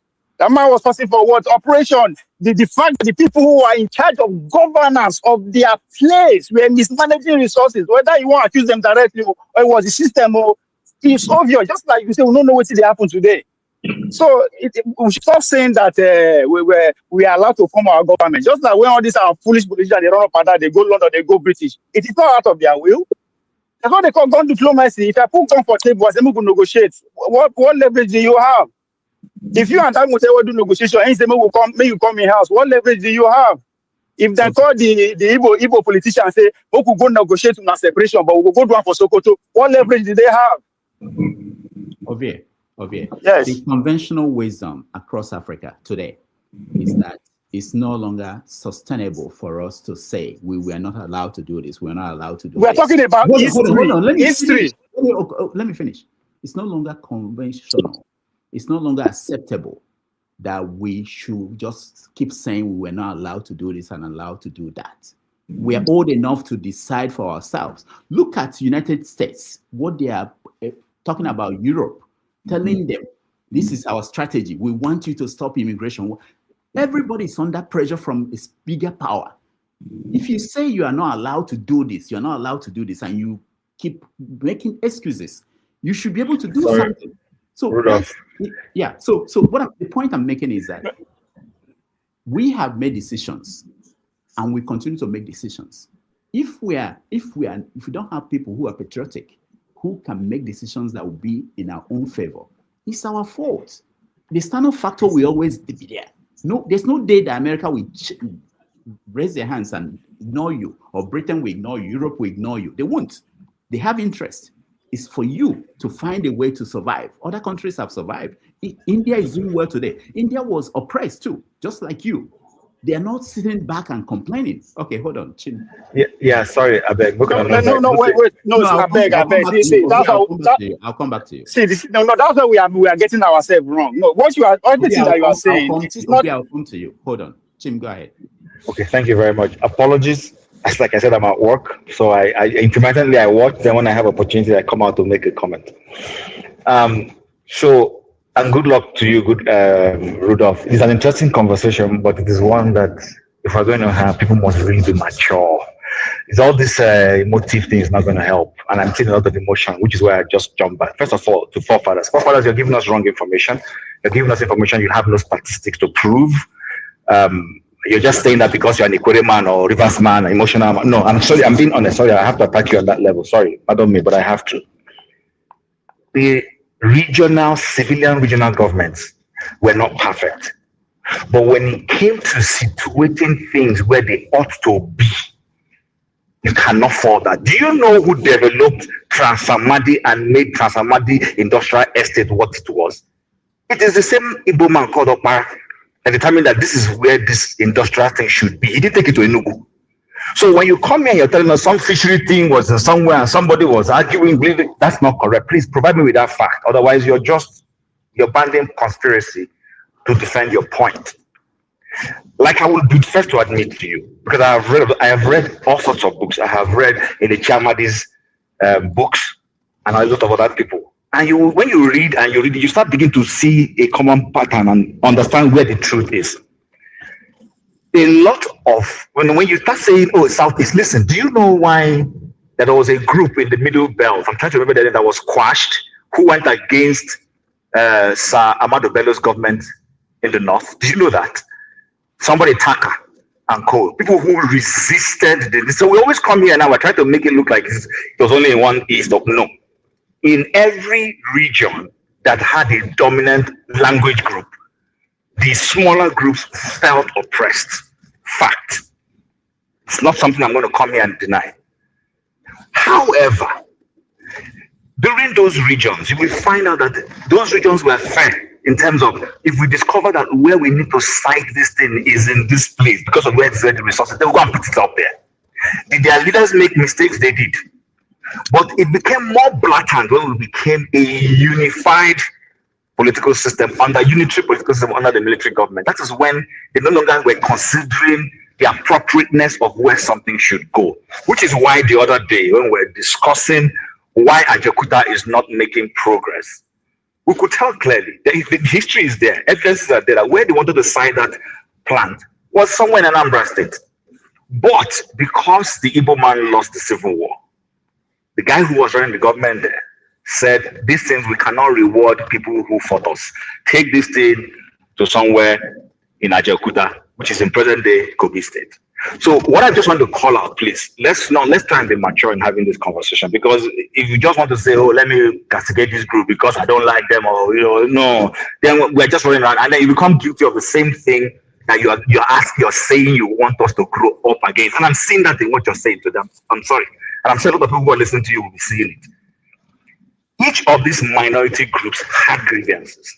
A lot of those grievances they were feeling marginalized. They were feeling marginalized in the sense that some of them was like simple case of, these guys are more in numbers. When it is opportunities come, they get it more than us. So someone like Adaka Boro, who I haven't read so much of his history, that's why you see whenever I come, I'm avoiding mentioning a lot about him, is the guy simply saw an opportunity. There is chaos now. If this group can go and do a coup and cut off, I might as well throw in my towel in the chaos and extricate my people out of this situation. Unfortunately, he misread the situation. He didn't have the numbers, and then it didn't turn out well. But why are we having this constant hues and cries. Yes, because in every society, even in the UK where you live, the Scots have their problem with the English. The Wales have their problem with the English. But they always find a way, like KJ said, to say, you know what, these things will never go away. If tomorrow we break into Biafra, I can bet you the Anambra man will have a problem with the Abia man. I can bet you that even at your South you're calling, is the man from Cross River, does he have any commonality with the man from Ikwere? But all of you are calling yourself South. Or the one from, even in Delta State, does the Anyocha man have anything in common with the man from Urobo? These things we keep bringing them further closer. The only solution, if you ask me, is when we have leaders who will say, listen, this is not going to go away. But what we can do, like KJ said, is put in systems that show some level of equity. There have been Scotsmen who have become Prime Minister of England, and nobody stopped them from becoming Prime Minister. They did. Go look their history. So that's just the point I wanted to contribute. I think there's so much from forefathers that is making it. You're just over. You're not, the information you're giving us is not embedded in fact. You're just making some emotive. And I just felt I needed to call that out. Sorry. All right, thank you. Let me address him because I need to address him directly because he called me out, and I think he's going to regret it because everything I stated was factually based. While you brought an anecdotal statement to say, oh, because a Southeasterner built Transamadi, so what? Is Transamadi the dockyard that they put in Aba?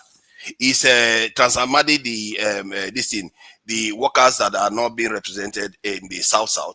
Is Transamadi the Bayelsa state that had only 2 petrol stations? What are you talking about? The idea, you see, this is our problem.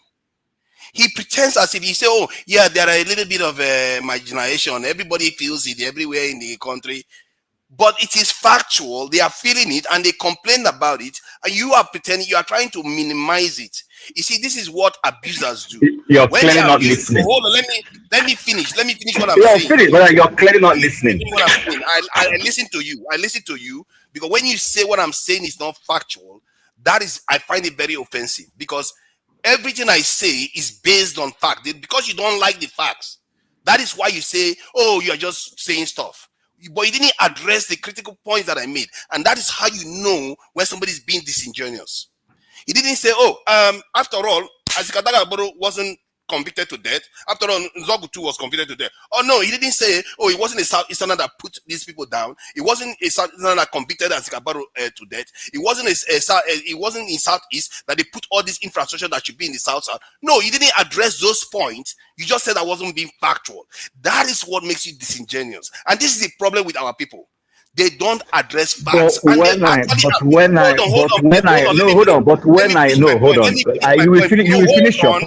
Hold on, let me finish my point. I let you talk. This is kind of stuff that really drives me mad.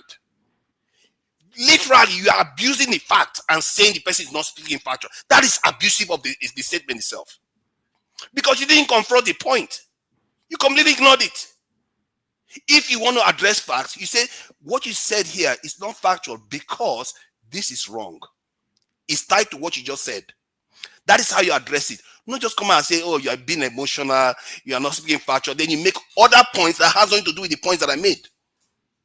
Go ahead. All right, thank you. Okay, so Rudolph, sorry, thank you. And I'll just leave after this.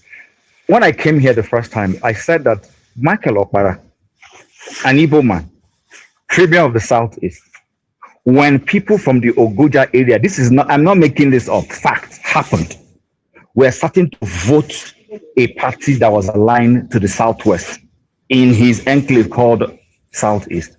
As a punishment, he went, used Caterpillar, what we call Caterpillar, and removed tarred roads in that area. It's something that happened. I said it here. I'm Igbo. I said here, in case you were not listening, that when Azikiwe lost out in the power play in the Southwest, his mistake was to fall back to the Southeast and dislodge somebody who was not a Southeasterner, who was cruising to become the premier of the Southeast. I said it here. So I will attack you again. I'm sorry to say. You come to make emotive this thing. You didn't give any fact. You just like, oh, Adaka Boro did this. That's what you said. I see he's doing it again. Because you are. I said. No, because you are wrong. That's what I'm addressing. No, You haven't given us facts. When I spoke, I gave you evidence, verifiable evidence. And I told you this is why the minority groups in any of these agree groups. with your verifiable evidence. I didn't Hold agree on with you. now. But Hold on wrong, now. Oh, because at that point it sounded interesting to your ears.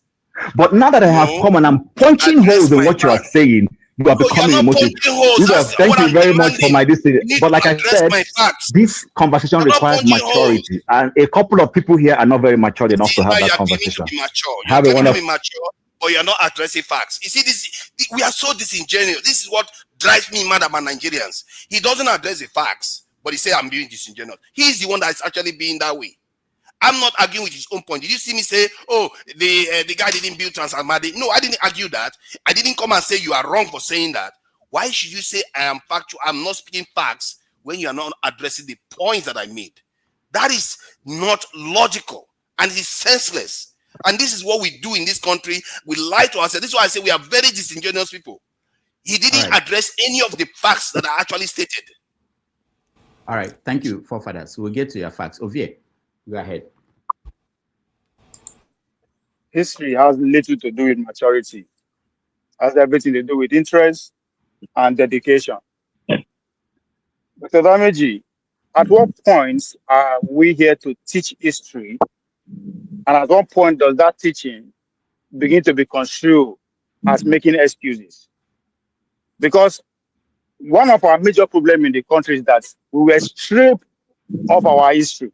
And the fact that we are talking about it and you saying it's an excuse, it behooves me.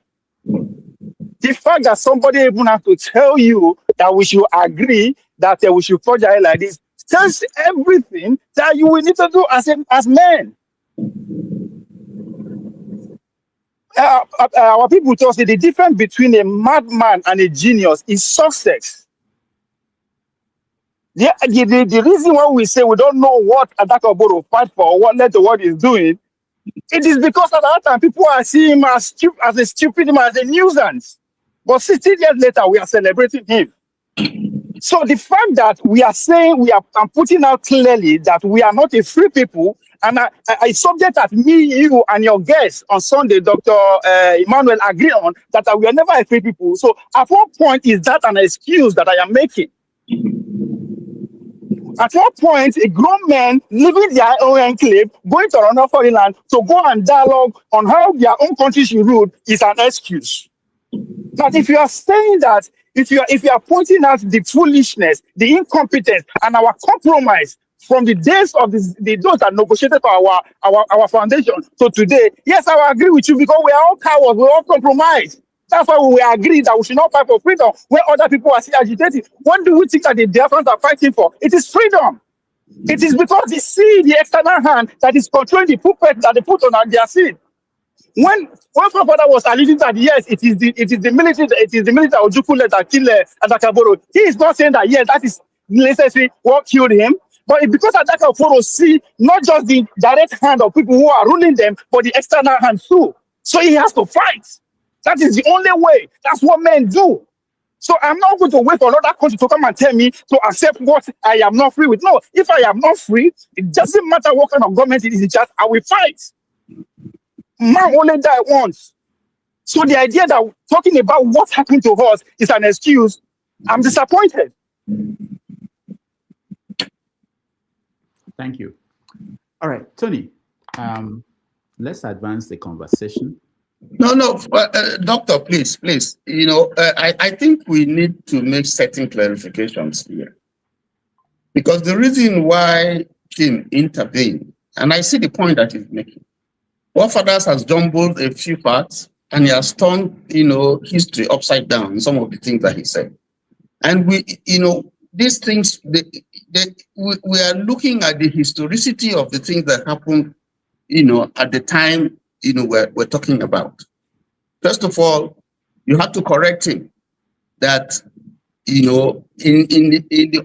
the sequence of events, which he plays very wrong, by saying that it was because Nzogu was not tried and arrested and put in prison and then that was why Adaka Boro, had to strike. And if you look at from what you have said and from what you know as history, the two events didn't take place simultaneously. One took place before the coup in January, first coup in January by Nzog and his colleagues, was January 15th. Adaka Boro, having created that tension and a state of confusion in the nation, because when the coup took place, a lot of things happened. And so there was a lot of confusion. Initially, there was some quiet, but following the events that followed, people started feeling, some sections of the country started feeling that, this is targeted against us. And so there was a lot of confusion and bad blood. Given that situation, and because there were sectional disaffections, there were minority groups that also had their issues against the state. And then following that crisis of Western Nigeria and so on, and the tea crisis and all that, all those things combined, sections of the minorities who felt that they were not being treated well in the nation, some of them took the opportunity. And that was what Adaka Boro did, when he and his, volunteer force, Niger Delta Volunteer Force in February 23rd, struck.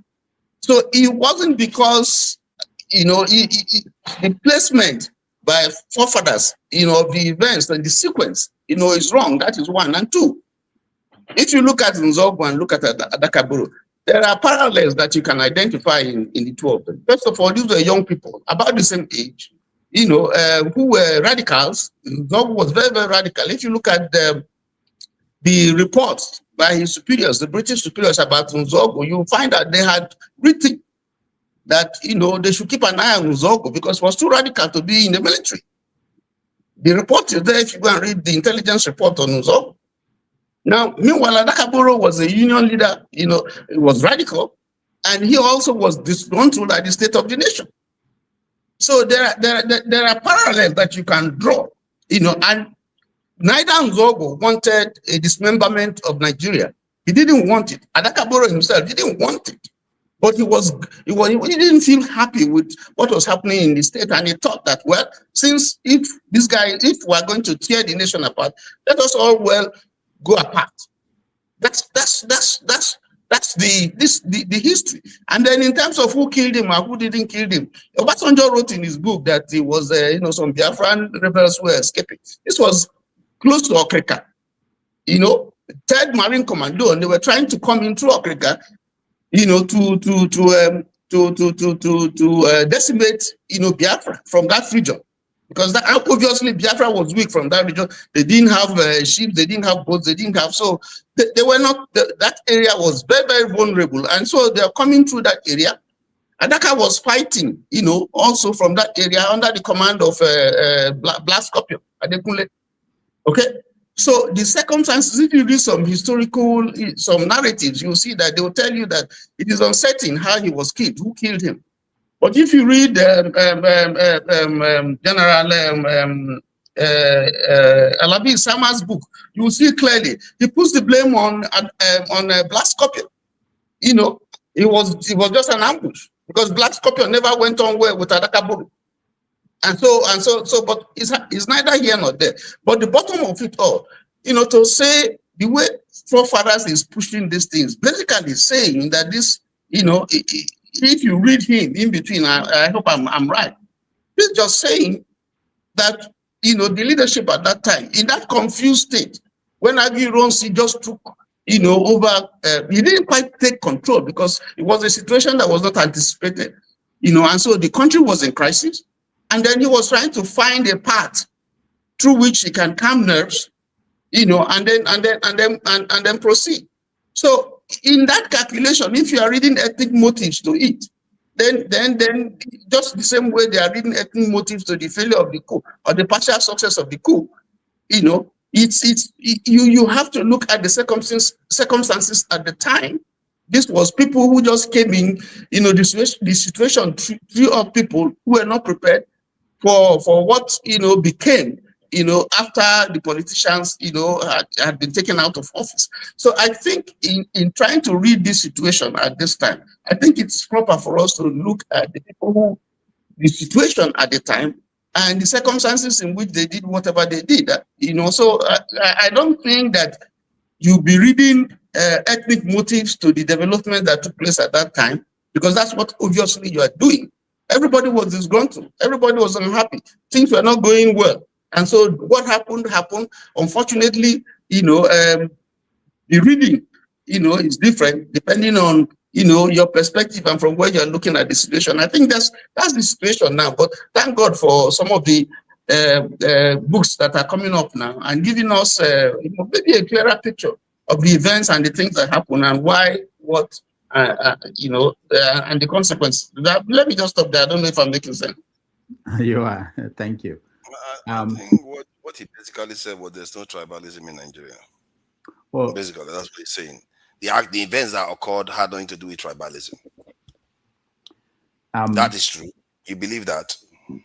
No, I don't think so. I think that the way there's a challenge we have, which is for this generation. We just cannot imagine Nigeria of the 1960s. It's something beyond what we can really appreciate. Let me give you an example. At that period, we tend to, I think KJ pointed out the number of vehicles in Nigeria and how crude some of the thinking of the people that period, and how there were so little number of people who were educated enough to even to be able to make decisions for the country. But the biggest thing is that the majority of the people, I don't want to reveal some things that are going to come out in a book that we're still working on, that from Asiodo. But the majority of people then had, their foundation is the Zix movement, which is totally different from what we have today in the country. They believed that Nigeria had a role to play, big role to play in Africa, and that Nigeria should be that big country. There was no reason, they were not thinking at that point, at the beginning, that we should break down into small territories. So that was the reason why Ojukwu was totally against the coup by these people, by Nzogu and the Ifajuna and other people. He was against them, and he stopped them. Ironsi on his own was not thinking about being an administrator of a country. That was totally out of his league or anything, preparation. Nobody trained him for that. But he came to him, and all of them believed that the goal is, how do we keep this country together? So I'm narrowing down to Adaka Boro and what happened to him. Okay, I think we've agreed the minorities were not happy in the original structure of the country. The coup happened. I don't want us to get into the coup because there will be so many diverse arguments about why it happened. But we know that part of the reason is that if the Western region were to be at peace, probably there wouldn't have been that coup. Okay, I think that's what historians agree, that people were angry about corruption and everything else, that Nzogu, the statement he made and everything. But if the Western region was at peace, there wouldn't have been that coup. So we can agree on that. So now back to, I want us to center on Isaac Adaka Boro for today, at least. Adaka Boro decided in this environment, and I hear what Forefathers is saying. Forefathers is essentially saying that he looked up and saw that Igbo people planned a coup, because that was the argument that we were putting out that time. And he saw that Igbo people planned a coup, and he felt, if I'm wrong, you can correct me, and he felt that the situation of his people, the Niger Delta people, would be worse if Igbo people took over the country. And that was why he said, this is the right time for me to declare the Niger Delta Republic. Am I right, Forefathers? I think that is part of it, but I don't think that is the only reason why, because the injustice already existed. It was already a kind of firebrand. I agree with you. I didn't say so. When he saw the nation was falling apart, and the people that took over these senior positions were some of the people within the Eastern region that actually put his own this thing that he saw as the people that were oppressing them. So you can see why he too will feel like, okay, I too, because the North was feeling the same thing. I too want to go. Remember, you created a scenario that, okay, all these people wanted to keep Nigeria together. Maybe in their minds, they wanted to do that as individuals. But everything that manifested on the ground seemed to paint a different picture. And to the point whereby this is what should indicate what was going on in that time. For a military leader to go and pass a decree that a section of the country or any part of the country should not be mocking any other part of the country, it tells you what was going on the ground during that time. That something unsavory was going on. And the idea, the fact that I find that in Nigeria, we pretend as if we don't know. We say, oh, these things are not happening, but everything else, we know our history very well. But we know what happened. The guy, Agwin Rose, maybe you are right. Maybe he wanted to do the right thing. Because for him to go and pass such a decree, he was trying to control his people, saying, why are you behaving like this? Why are you trying to be maligning other fellow Nigerians? You should stop it. But that didn't save him, because everything that was going on in the ground, the North was feeling very agitated. What was going on in the North was happening in the South. And that is what manifested. That Adaka Boro just manifested it. Okay, so we'll get to the end of, okay, hold on, everybody. So we agreed now that he planned his declaration of Republic of Niger Delta Republic. It didn't work out in 12 days. The Nigerian government squashed it. Now, I'm just trying to put myself in that situation to wonder what happened that period and how it happened with his army. When you have to remember, when Ojukwu declared the Republic of Biafra, people may not know this. The Gowon administration decided that this is what they said to the world, that it would be all they needed was a police action, that this wouldn't be a war. The idea was that it would take a few days, just like they did to Adaka Boro. In a few days, they will finish they will bring them back into Nigeria. That was, and they were thinking, and they had reasons to believe that, because they were in the military. They know that for you to challenge a government in power, you don't have the military, you don't have the ammunition, you don't have, the trained manpower. So they thought the same way they treated Adaka Boro was the same way they were going to treat the Biafran Republic. And it didn't matter who was.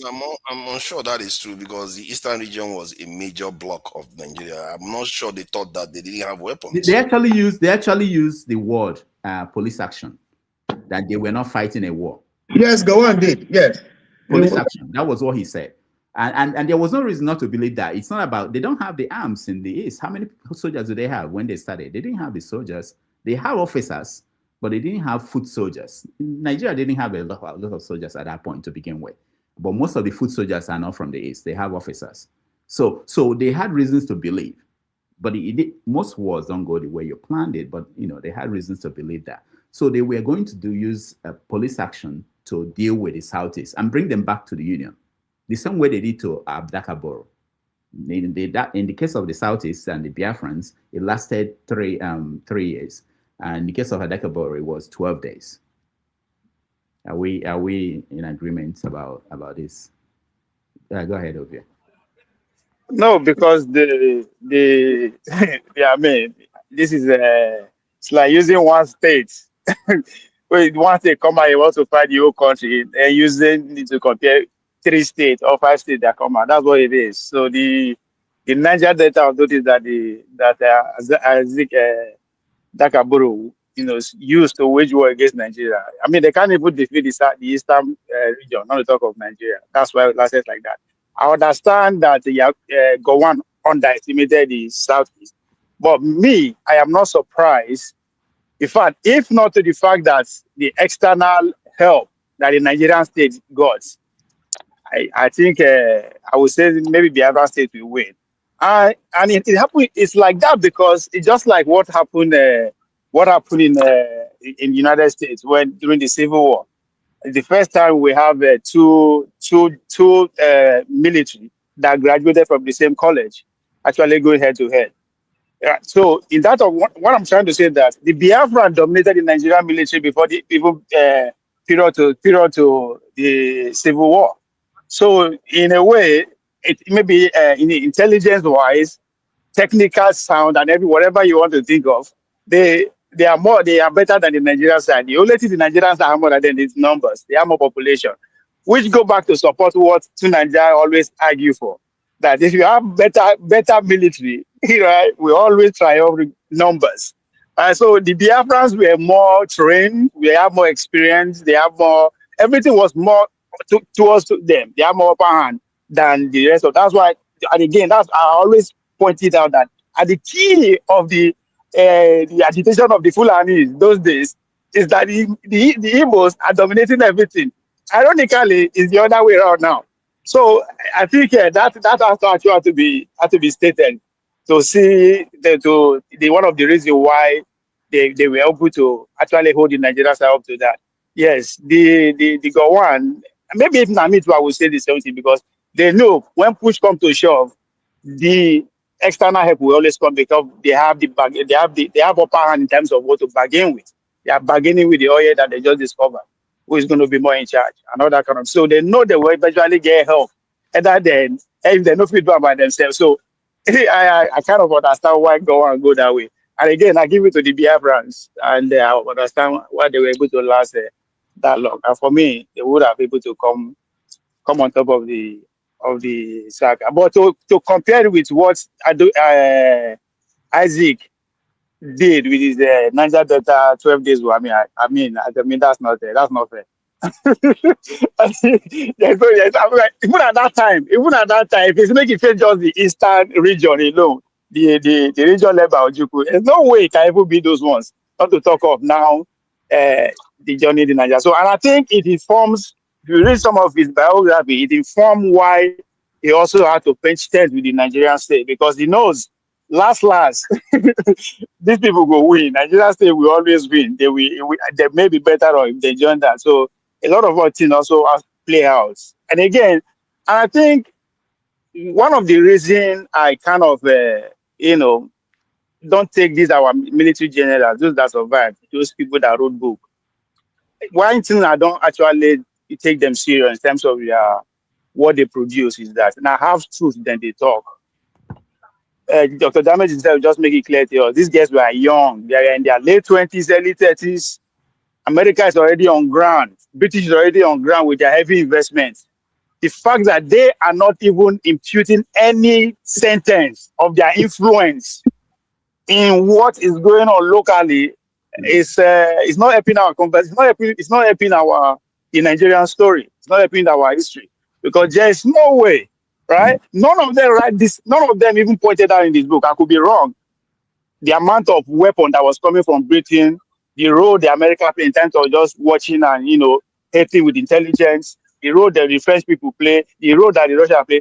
All of these people, they actually go in details in their book, right? So the coup and counter coup, for me, there's outside intelligence to it, because just as Dr. Damage said, what is they call Angwin and the product of Britain. All of them were all trained either in America or Britain or India. So, and again, they all met in Congo. Again, was a pivotal role. None of them, they actually go into detail the role that they use them to play in Congo, who come in contact with them, the role that what happened in the Ghana period to the Abure, not before Abure, because if you look at the way the government changed in Ghana when they outstarted the Nkrumah, everything has to, there's not the same thing, everything linked together. So the fact that none of this book is even saying anything about that at all, just make me to say, okay, they are not ready to tell us, they are not even ready to help us. All right, thank you. Okay. Thank you. So let me just KJ, hold on. Let me just answer this guy. Just say Forgy. He said, what about the military base 82 Division? 82 Division was established in 1972. It wasn't there before the war. In fact, before the war, Nigeria had only 148 officers. The complaint then was that out of that number, about, I think, 58 were Igbo people. The total number of military we had then was about 150,000, around that figure, plus or minus. Yes, that's what I wanted to comment on. Okay, we didn't have, the Biafra didn't have more soldiers, more military officers than the Nigerian army. The Nigerian army had much more, and in fact, the ones recruited, people who were recruited to execute the war, were about 3,000 initially. Okay, and those 3,000 are with people who are not trained. They're not that they were soldiers before. Okay, so my uncles who fought the war, and I'll just say that and go back to what I want to say. They were trained with sticks. They were trained with sticks. They were carrying sticks, and I've forgotten, they used to sing the song. And they all march out to say, if there were 100 in that troop, they would tell the rest people, once they have been told what formation they're going to take, those ones in front will tell you that the only this you are going to get for their death is that you make sure you collect one gun from those who are going to kill them. So they line up and they go after these people without any gun. So the first says that die, the other people will battle it out with hand. Anyway, that's a different story for another day. All I was trying to say is this. I think when we tell this story, sometimes let's at least try to be, like Chim said, let's not be too, don't try to color it. Because when you color it, doesn't look good, it doesn't sound well. It doesn't, and like Rudolph said, if not because of external help that came, which Nigeria, and that's where I'm going to, which Nigeria will not accept. Because up to today, Nigeria has never accepted there was an external help that came in and helped them to sustain the war and even win the war. That's why they will not allow history to be taught. That's why they will not allow, and then as long as we don't allow the proper history to be taught, I'm not saying he who is a villain should not be painted as a villain. I'm not saying he who is a saint should not be painted as a saint. Tell the story the way it is, just like the way Americans tell their story. They don't say, okay, because we are white people, our forefather didn't do evil. They teach it the way it is. Except somebody wanted to change it, but they teach it the way it is. So that everybody will know what it is, and then you know how to prevent it. As long as we have refused to prevent these things, teach it so that we can prevent it, it will keep occurring and reoccurring. We have learned nothing. And like forefather rightly said, the whatever brought about the war, or even before the war, has not changed. And our inability to refuse to discuss these things, I see, is even one of the basics that I feel pain that we're never going to be a nation. Because if up to this moment, minorities are still saying they are marginalized, majority, certain people who are in government are still saying they are marginalized, who are not in government. Just today, as we are, I don't know how many of you got the news, but Tinubu has removed the former IG. They have been removed, and he went down 3 steps to pick somebody who is junior to all the people. The whole Nigeria, I don't know who in Nigeria who does not think that Frank Oba will be an IG before leaving the force, which we are hoping that when he comes, he will bring some sanity. But today he is being retired, because I don't see him going to say he will now pay compliment to somebody who is far his junior. So this is what we're looking at. This is what we're talking about. We're still seeing the same thing play out right before our face, in this modern time. This time is not oil any longer. It's position of authority that can influence things. It's not even given amicably, yes, equally. It's not divided equally a lot, across board. How then can we now go into things like economy and, making sure that anybody who's supposed to get something or any region supposed to get something will get it? That's the truth. Thank you. All right. Tony. Yeah, Doctor, I think they just touched on what I wanted to say. If you look at Nigeria, the Jaws are perhaps the 3rd largest ethnic group in Nigeria. The third? You said the third? Yes, you have the 3rd. Sorry, is it? You have no, about the 4th. Okay. Yeah, about the 4th, not 3rd. Where do you put us also? And if you look at, I think for me, what Adaka Boro reminds us, that is for me, is that the plight of that ethnic group, the Zon, for instance, has not been addressed. The same way with, because they are not minorities actually, but to be blessed with the kind of resources that they have. And yet, if you look at a place like Bayelsa, it remains one of the poorest states in terms of development in Nigeria. So you can't have that kind of endowment and that kind of resources that the nation is milking and taking from you, and yet basically those areas, remain, very, very, very backward in terms of feeling the impact of governance. So I think the critical message that Adaka Boro's, life and his, what he did to remind us is that the country still has a long way to go. And that if we haven't done a lesson all this while, all these years, from the need to begin to address those grievances, then the problem that Nigeria has will continue to escalate. I think that's one message that is critical that we can learn from Adaka Boro. And then the other thing that we also, I think, is important, that we learn is that if Nigeria, want to move forward, it also needs to look back at the youth. Because if you look at, we just said here that at the time Nigeria was progressing, or if you look at the history of Nigeria, the best time that Nigeria has, whether foreign policy, whether development strides and so on, were those periods when you had young people who took over the saddle of Nigeria and they tried to move Nigeria forward. The present generation that we have of the kind of gerontocracy of people who are tired, who intellectually, are not Y2K compliant, who are more of analog than digital. So long as Nigeria continues to, push forward those people, we need their experience quite all right. But in terms of leadership, you find out that in the trajectory of Nigeria, those who have done well, the leaders that we know that have done even more better, were those young people. So we need to take the energy of these young people, and instead of pushing them behind and making it difficult for them to, take the mantle of office, we need now to begin to refocus and look at those, capabilities of the young people and see how we can leverage on them to move Nigeria forward. I think that's a part of the message that we can get from what Adaka Boro did. So if we're looking back, not just that he was a rebel, but that, there were things that he identified and from his life that we can point to help us turn Nigeria forward, particularly at this critical time. Thank you. All right, thank you, Tony. I like where you moved it. Hold on here, because I want us. We are rounding up. We have almost 3 hours is about to pass. So Tony, pay attention, and KJ, and everybody. So there are people who are saying that after Adaka Boro, we had a series of military rules, and we had people like Ken Saro-Wiwa come up to say the same thing, and that we're not being treated well.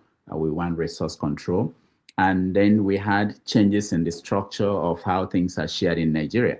And at this point, Delta State is receiving more money than any other state in Nigeria from the crude oil producing states. Bayelsa, that forefathers mentioned, is on second on the list, and Akwa Ibom and then Rivers. So they're getting billions. So people will say to you today, to anybody today, where is the money? Why is it that Bayelsa is not developed more than, let's say, Imo State? No, Imo is on the oil producing, more than Enugu State. Why has that not happened? Can I just try and answer that? Okay. The cost of constructing the road in Bayelsa is more expensive than anywhere in the country because of the topography. So if you are going to do a road, for instance, let's say 300-kilometer road in a place like the north or in Lagos, if it's going to cost let's say 1 billion to do in those places, when you come to Bayelsa, the extent of work that you're going to do from piling from the preliminary stages to a point where you can solidify the road in such a way that it can last and take traffic, you're going to pay maybe 3 or 4 times more. Now, I think that in our vision, in our plan, a development plan. I think it's important that, you know, we look at the various topographies that we have, even in terms of development, that you cannot, for instance, allocate the same kind of resources that you allocate for Lagos or you know, most of those areas where you have the land is solid and, you know, you don't have the kind of geography that in Biafra and some other areas, in rivers, places in rivers. So I think that should be taken into consideration. One especially since they are the ones that are actually generating the kind of the revenue that has kept this country going for a long time. And my answer is that it's not too much if you invest in those areas, because that's where you get your, you know, that's the cash cow. So if you invest more in those areas, you're not doing anything wrong. Those areas where, you know, we're getting, but you find out that those areas today are the areas that are even denied, you know, those things. Am I saying that governors have done well? No, and that's not what I'm saying. But I'm saying that if you're looking at, you know, they're supposed to be disadvantaged things in the sense that topography and geography present them in a way that you need to do more for them than some other areas. I think that I don't know if that explanation makes sense. Yes, let me also add No, hold on. Yeah, KJ, hold on. Okay, let's get to. I'll come back to you. Ovie, I want to hear forefathers. I'll come back to you, KJ. Ovie, go ahead. Yeah. So will this be my conclusion, and they will come back again? So that's no, we'll come back again. We're not concluding. If okay. I thought you had something you wanted to say. No, yeah, I have something to say about. I don't know. KJ one flex saying uncle now. He fight for civil war. My uncle be that. Two of my brothers, my brother, don't be say uncle, fight for civil war. One joined the Nigerian military the same day with Isabame, the same unit, the same moves and everything. And most importantly, the also was also at that time had to provide refuge for the Igbos where they are around us when the Nigerian military to become. Kind of conversation not entirely. So when I said the Biafrans had more intelligent and hierarchy officers among them, I'm talking in terms of ratio. Right? If you're taking the numbers into consideration, in terms of the numbers with the Biafra and compensate that the numbers of the Nigerians, then you understand that even if Nigeria has 5 generals, Biafra have 3. You still be considered that the general have more higher officer intelligence than them. So that's where I'm coming from. Everything will be black and white. All right, thank you. Forefathers. So the question is, considering where we are today, what we've gone through, restructuring of Nigeria, control of resources, oil producing states and everything, what's the reason why Bielsa, all the other states that are receiving a lot of money, Tony has talked about construction of roads, but it's not just roads that are, when we talk about development, there is issue of schools, there are issues with internet services. There are so many things. It's not just roads, hospitals, and other forms of development. What is holding? I think what is holding it back is the same thing that we have been talking about all this while. They started from a very low base because in 1990 something, when they created a state, they had barely had anything on it. And I'm not going to say Bielsa is way behind Asaba in terms of like houses and stuff and how they are constructed and stuff like that. They may not have the same population as Asaba, but the flooding that happens every year does not help. It decimates a lot of things, and the government doesn't do much to prevent that from happening regularly. And there's also, after the flooding does, then they restart again. And if you look at this, is one of the reasons why I support this Lagos-Calabar highway, because the way Nigeria has been structured is, you can see everything is based on not that issue of ethnicity kind of stuff. Because clearly many West African countries developed their coastal regions quite a lot, but the coastal regions was not developed, and neither was in many of the states in Nigeria, apart from Lagos, were not developed in terms of the coastal regions. Let me finish what I'm saying. So if they are not developed, these are factual stuff. You are distracting me, and it's not nice. These are factual statements that I'm making, and if you we saw what Aisha's speech showed of Benin Republic. Benin Republic, small country here. The reason why the scene looks so different from Nigeria because they developed their coastal regions. That scene that they highlighted on at Benin Republic, it was all coastal. Can you say the same for Lagos? No, because when we come to Nigeria, we just start putting everything in one place, carrying everything, putting in one place, as if there is no other parts of the country where you're going to put stuff so that they will get development in those areas. This is one of the reasons why I support the coastal highway, because I think when you draw a road through that area, then the trade goes through it too. Then the value of this in commercial economic activity will increase there. This is a fundamental fact of economics. We see that in this thing in Abuja every day, where you see an area that has no road, then they build houses there.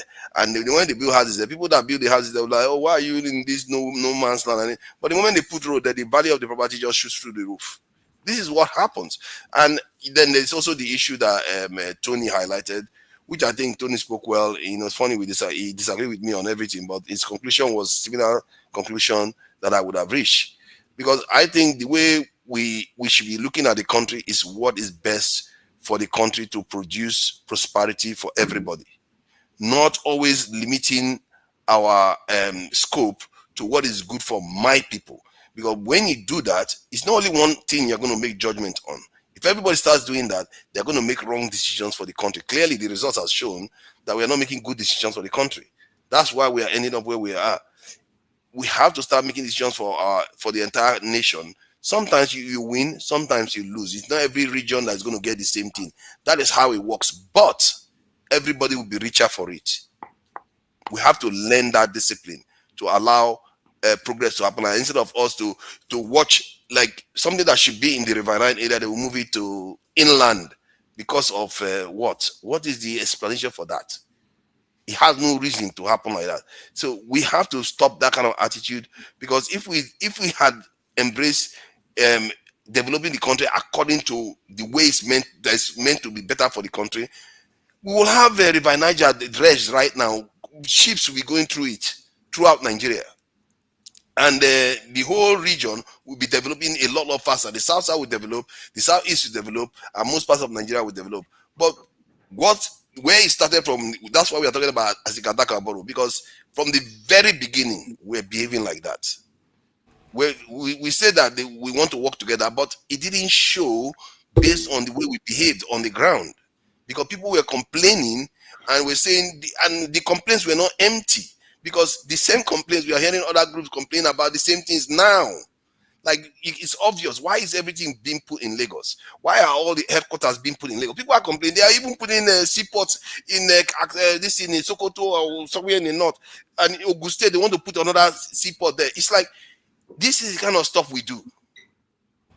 It's not efficient. It's not the best for our nation, but we do it based on politics. And we have to start thinking differently. And maybe, as some people say, have more conversations about this, because I think Nigerians, when they have conversations, they do make changes, because they made the changes regarding this power generation issue. That I'm not too pessimistic to believe that Nigeria cannot make a change, but we have to be honest about it and not start telling people that, what you are saying doesn't make sense. You are not speaking factually, when you are not even confronting the statement that they made. We have to just be more open to the truth. Because if we don't tell each other the truth, we'll just be lying to each other and cheating each other. And I see, I'm going to stop now. I see it on the street in Nigeria. People bite their tongue to talk to each other. Like this evening now. Let me give you one example of what I saw. Somebody was riding Okada next to me, and I asked him, "Oh, are you an infidel? Why are you riding Okada?" Because all his mates were doing, they were breaking Ramadan. People around me were like, "How dare you ask him that?" I'm like, "Why not?" It's a joke, because he's supposed to be doing this, breaking his fast, not riding Okada. But that is Nigeria. Nigerians don't speak. They don't talk to each other. Everybody's living in their own silo. It's as if, I don't understand. Maybe it's our leaders' fault that this is happening. But sooner or later, the young generation have to start doing better and having open conversations, because this idea that, oh, you gaslight somebody, attended, no, what you're saying doesn't make sense, it's not factual, it's not going to get us anywhere. You are defeating yourself, and it's not even good for you. It's not good for anybody that is doing that. Thank you. All right. Thank you, forefathers. Hopefully you'll be able to come back from that country. The way you're asking questions. I hope you come back from that. All right, KJ. The guy was confused. I'll come to you. But let me just mention that I was in Makodi, Benue State, last year. And the last time I was there was 92. Before then, I did not see any sign of development from 92 to what I saw last year. And it made me to ask myself, what other states were created the same time Benue was? And how have they improved? I went to school in Ondo State. Ondo State, Akure was better than Benue. I was shocked by what I saw. So there are factors that would make some states or some people, and I'm sure Benue is not getting the money that all the other states in the south, the Niger Delta states are getting. All right, KJ, go ahead before we come to CM and Chim. Okay, thank you so much. Unfortunately, I've made me to forget some of what I wanted to say. Yeah, that's why sometimes, and I don't have a biro here to put it down. Okay, yes, I want to first of all agree with your question. And what is your question? Is there any better way we can do these things? The problem with the Nigerian system, which is not because they lack knowledge, but is deliberate, is that they refuse to share the money according to the population. They rather share it according to local governments. And consequently, you who have less local government get the least of the money. I also agree with Tony partially. Yeah, the cost of building, making road in Bayelsa may be difficult. But if a previous government had built just 2 roads alone, by now I think Bayelsa will have been covered by roads. But nobody seemed to want to do the hard one that they will not take immediate praise for. And that is why it keeps going out. And also, let's remember, the overhead bridges and everything built in Lagos was constructed by the federal government money. It wasn't the government of Lagos State that built any of them. So we gather together and develop Abuja, or gather together and develop Lagos. When shall we gather together and develop Calabar? Because Calabar also was the first federal capital of Nigeria. And we should also gather together, put money together, build the coastal line, the line, coastal line in Calabar, develop it to a tourist attraction. Okay, take the East Coast Road all the way to the west, all through that place. Make sure it's well developed. Make sure that people can go for tourism there, because Calabar itself is one of the most beautiful parts of Nigeria. So what I'm simply saying is, coming back to what you asked, is we refuse to do things the way it should be done. We refuse to accept to number ourselves, to know how many that we are in the country. We refuse to even know how many people are dying in the country. We refuse to know how many children are being born in the country. We refuse to know how many are Christians. We refuse to know how many are Muslims. So how now do we know how to even plan and put things in the proper perspective where they should be?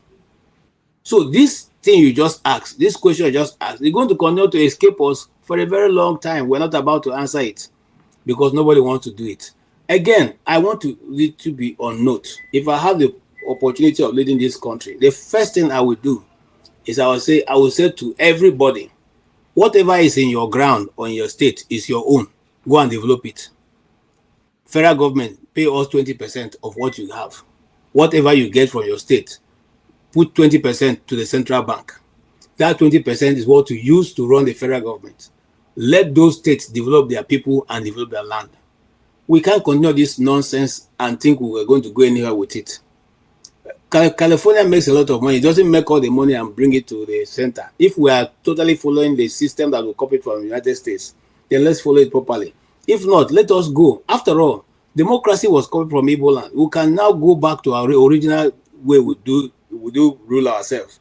and put that to become our national way of doing things. Many countries have done it and they've succeeded. I don't think the democracy going on in China is the one that they copy from anybody. Neither is the one they're using in the United Arab Emirates or even Dubai, Saudi Arabia. But these are great friends of America. They don't go there and say, you are not, because you're not practicing a kind of democracy, we're not friends with you.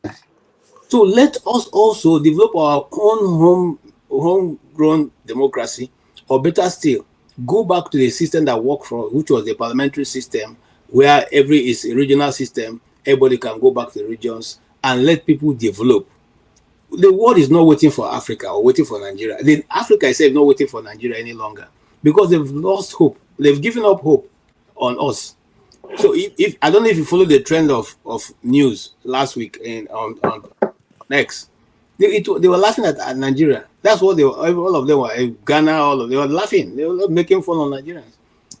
So if we are come to a place where they're now making fun of us and using us to play their jokes, I think it's time for us to close our doors, like some of these Asian countries did, and ask ourselves the real question: do we want to be a nation, or do we want to go our various ways? If we decide to go our various ways, which would be my first preference, then we'll do that. If we want to continue as a nation, then let us put the rule and regulation that will govern us. Thank you on that note. I'll stop there. All right. Thank you, KJ. CM, welcome to the show.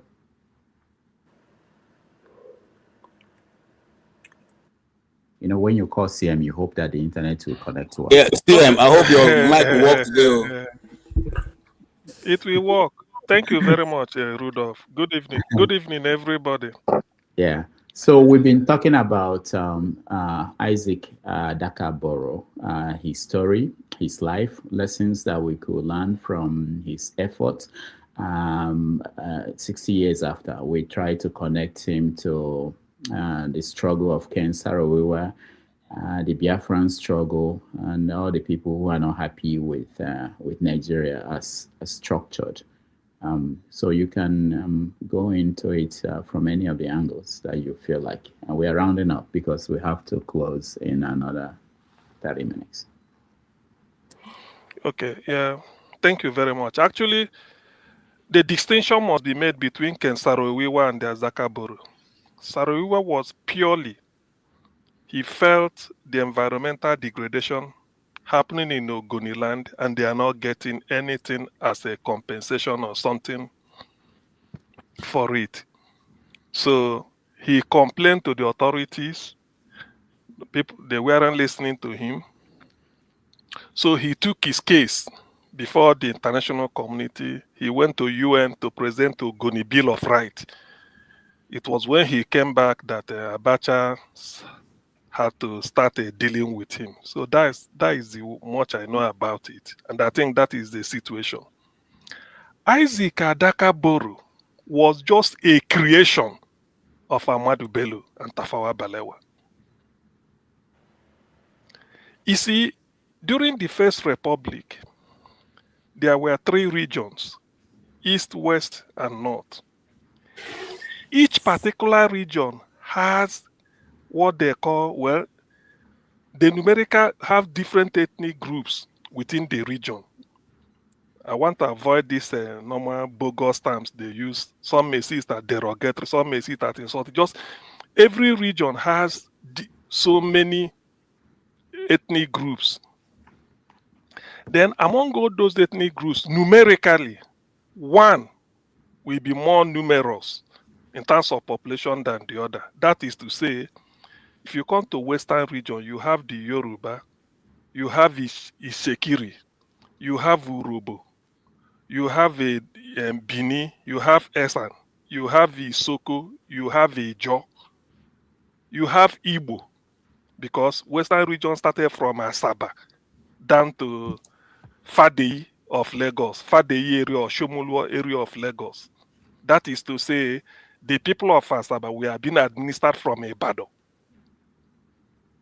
That was when we had Western region. If you come to the Eastern region, you have the Igbo, you have some Ijos, because you have Ijo, you have Ogoni, you have Ibibio, Efik, Anang, the Ogoja area, I've forgotten what they call them, Jakam and all those ones. So of all these, Igbo is the most, in terms of population, Igbo has the highest population. The same thing Yoruba in the west. And if you go to the north, where you even have more than 100 ethnic groups, the major ethnic group there is the Hausa. But because of Nigerian, the way they do it, they say it's Hausa Fulani. Normally, Hausa is more than the Fulani. So what tends to happen, the type of politics they play then is, in the representative government, you should expect that if you form a parliament in the east has more land area, that is eastern region, so more representative. If you go to the west, the Yoruba area had more land area and population. Therefore, if you do it proportional representation, the Yoruba will send more Yoruba people to the Ibadan to represent their area more than Isekiri or maybe Isoko. So what tends to happen is that it started from the west. According to this man they call Edwin Clark. Edwin Clark felt that they were not, because West was making progress. Awolowo was sort of a pace setter in many things. Liberty Stadium, the first industrial estate the first housing estate at Bodija, Ibadan, the first dualized road at Queen Elizabeth Road, Ibadan. They said the 25-story building, Cocoa House, it should have been more than that, but this history, they said that he was not allowed to build more than federal government, which has independence building in Lagos, is 25. So it has to stop at 25. So a lot of things, free education, minimum wage. So this, and then first television in Nigeria, they say in Black Africa too. So what tended to happen was, Edwin Clark now felt that, or their group, the Ijaw and the Isoko and all those areas, said the development is not coming to their place. Everything is concentrated at Ibadan. Do you understand what Ibadan? So they said, according to this book, the man said, because that is the man's biography, by Edwin Clark, brutally frank. So he said, Awolowo replied them that after all, what is giving money to the region is cocoa, and cocoa is cultivated in the mainly Yoruba area. What they had is plywood and rubber. It doesn't fetch much money. So because of that, they now have to find a way to say they need their own region. That was how the agitation came for Midwest, and they got it. Why they had that referendum, people may not know, is because the white people are still in control. By August 1963, Zeke is still a governor general. In other words, Nigeria is not yet a republic. Nigeria became a republic in October, so about 2 months later. So they had to when they presented their case at the Privy Council in London, it was accepted. So they gave them, opportunity to vote. More than 83% voted in favor. So they had it. Now, that type of thing happening is not happening in isolation. They also want it in the east. The Ogoja area, the Ijaw area, because Yenegoa was part of southeast. Yenegoa was part of southeastern region. So this Yenegoa rivers, something like, let me say, Ogoni, Ibibio, through Eyo Eta and all those other people, they said they also need their own. That was the agitation. They've not created it then. But he then found out that it was Isaac Adaka Boro who wanted to champion it, not really because of, maybe for what you will hear. It was Tafawa Balewa, because they felt that the politics which Akintola and the Sadwana was playing, to undermine Awolowo, they want to use it to undermine Zeke too. This was exactly the politics of acrimony that was taking place then. So Isaac Adaka Boro was a creation of Tafawa Balewa. It was arming them. It was federal government. The government of Tafawa Balewa was propping up Adaka Boro. Now, because all these things are not happening in secrecy, the people of Middle Belt, United Middle Belt Congress, UMBC of Joseph Taka, they felt that they are tired of Fulani domination, Fulani Hausa domination. So they want to get out, just like the Benue are doing too. They want to get out. They want their own region. Because everybody has seen Midwest. Midwest is on their own. They are doing things on their own. They felt that, yes, the TV people, they feel their what the Nigerians call minority, but pardon me, I don't usually say it. They feel that their population is not up to that of Hausa and Fulani combined that are dominating. That you see the Igede, you see the Doma, you see the Birom Bachama, you know, all those Igala them. So they feel that they can do something for themselves. So they started agitating. They want their own middle belt. And Sadwana doesn't want it, but they want South somewhere in a Zig's place to be divided. So because we are talking about Adaka Boro, Adaka Boro was a creation. It's not that he had money, all those training, because I had people, I think somebody was saying, how can 15 January 1966 coup happen? Then by 23rd February, which is barely a month, 4 weeks, or just say 5 weeks, because 15 to 15 is 1 month, then to 22 becomes 5 weeks. So just 5 weeks and 1 day, then he launched his own. He has been planning for it ever since Midwest had their own what is it called? Had their own region. He has been planning for it. He's been put in the cool, and there's this thing I will share now. The interview given by David Boro, who is the junior brother of Adaka Boro. He granted Punch the interview. So he said that it was Tafawa Balewa. He's in touch with them. So these are the type of policies they were playing. Now, when they went to Aburi, because after the coup, after the 15th January 1966 coup, it was still 4 regions: East, West, Midwest, and the North. It was still 4 regions. Up to January 1967, it was still 4 regions. When they went to Aburi, the essence of going to Aburi was to restore the way the regions were. Nobody is talking of dissolving. What they want is to restore the regions the way they were, those 4 regions. And if there is need to create another one, they will now agree, even to promote a soldier to a general. It was discussed at Aburi that the whole 4 regions will agree before you promote, so that they want to make the center to be weak, so that the power will be in the region. Even if a region wants from a region, they want to create another one, like they want in the southeast, in the eastern region, and then the north. This was what they wanted. Gowon came back.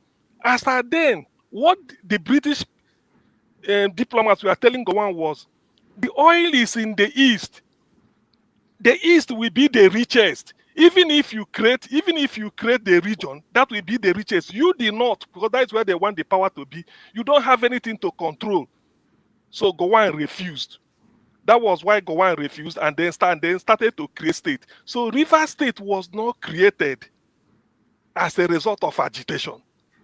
Rivers State, Lagos State, Benue Plateau State, Northeastern State, Kano State, Kwara State, Northwestern State, North Central State, Midwestern State, Western State, or East Central State, and Rivers, all of them were created on 27th May 1967, just to make sure that the court Ojukwu said, let them put Ndi Igbo at the center and then deny them access to the sea. In denying them access to the sea, there are Igbo-speaking people extend to the sea. So the best thing to do is to carve them out, put them as part of rivers, put some as part of Cross River, and then leave them, so that carve it out the way it is. No wonder today that Ikwere is not telling you they are Igbos. But as at 1967, Ikwere man, they were told not to say they are Igbos, because if they say, Ojukwu will be claiming that. So this is what happened. So Adaka Boro was a creation. How he died in the war again was also part of federal government. It was also part of federal. It was a conspiracy. They murdered him. Isaac Adaka Boro was a creation of the federal government of Nigeria. He was the people that was arming them. It is not that within that 5 weeks he was able to raise soldiers. He'd been training them before, but waiting for the opportunity. Immediately this one happened, in the midst of the confusion, he launched his own. Unlucky for him, it was crushed. He was unlucky. Probably if he had done it earlier, I don't know what would happen. So that was what happened, but people do not. So one thing you must take out from what I'm saying is that Isaac Adaka Boro was in touch with Tafawa Balewa. It is not just his own initiative. No. It was the North that want to use him the way they used Akintola to penetrate the West. And they make sure they jail Awolowo. And then Who will see Awolowo in prison when he's a champion of the Yorubas? Look at all the things he gave them. They started Operation Wait here. They rigged the election of 1964. Remember, the first election was 59. 5 years later, being a parliamentary system, it should be 64. 1964, as at then, Awolowo was already in prison. Awolowo was imprisoned in 1963. So when they did the election in 1964, it was massive rigging so that Akintola will take charge with Saduana. It was their party, NNDP, Nigerian National Democratic Party, that won. So the thing incensed the Yorubas. They won't take it. They won't take it. They started Operation Wait here. And if some people may know, because of that Operation Wait here, the East, Emeagwali Okpara saw what was happening in the West.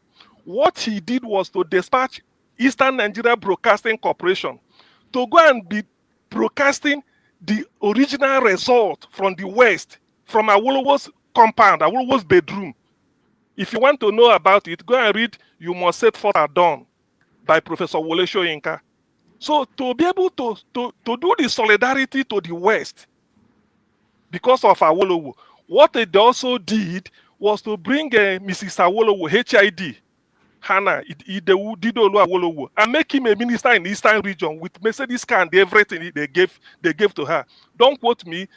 Go and read Wole Soyinka's You Must Set Forth at Dawn. So this was the type of policies they were playing then. So Isaac Adaka Boro we are talking about today was just Tafawa Balewa to undermine Zeke, and then to make sure that because the Middle Belt want Joseph Taka, they want to have their own region, therefore they should also have one in the southeast. But if they want to have it in the southeast, they wanted to carve out Cross River because of Eyoeta, what Zeke did to him, so that he can have his own.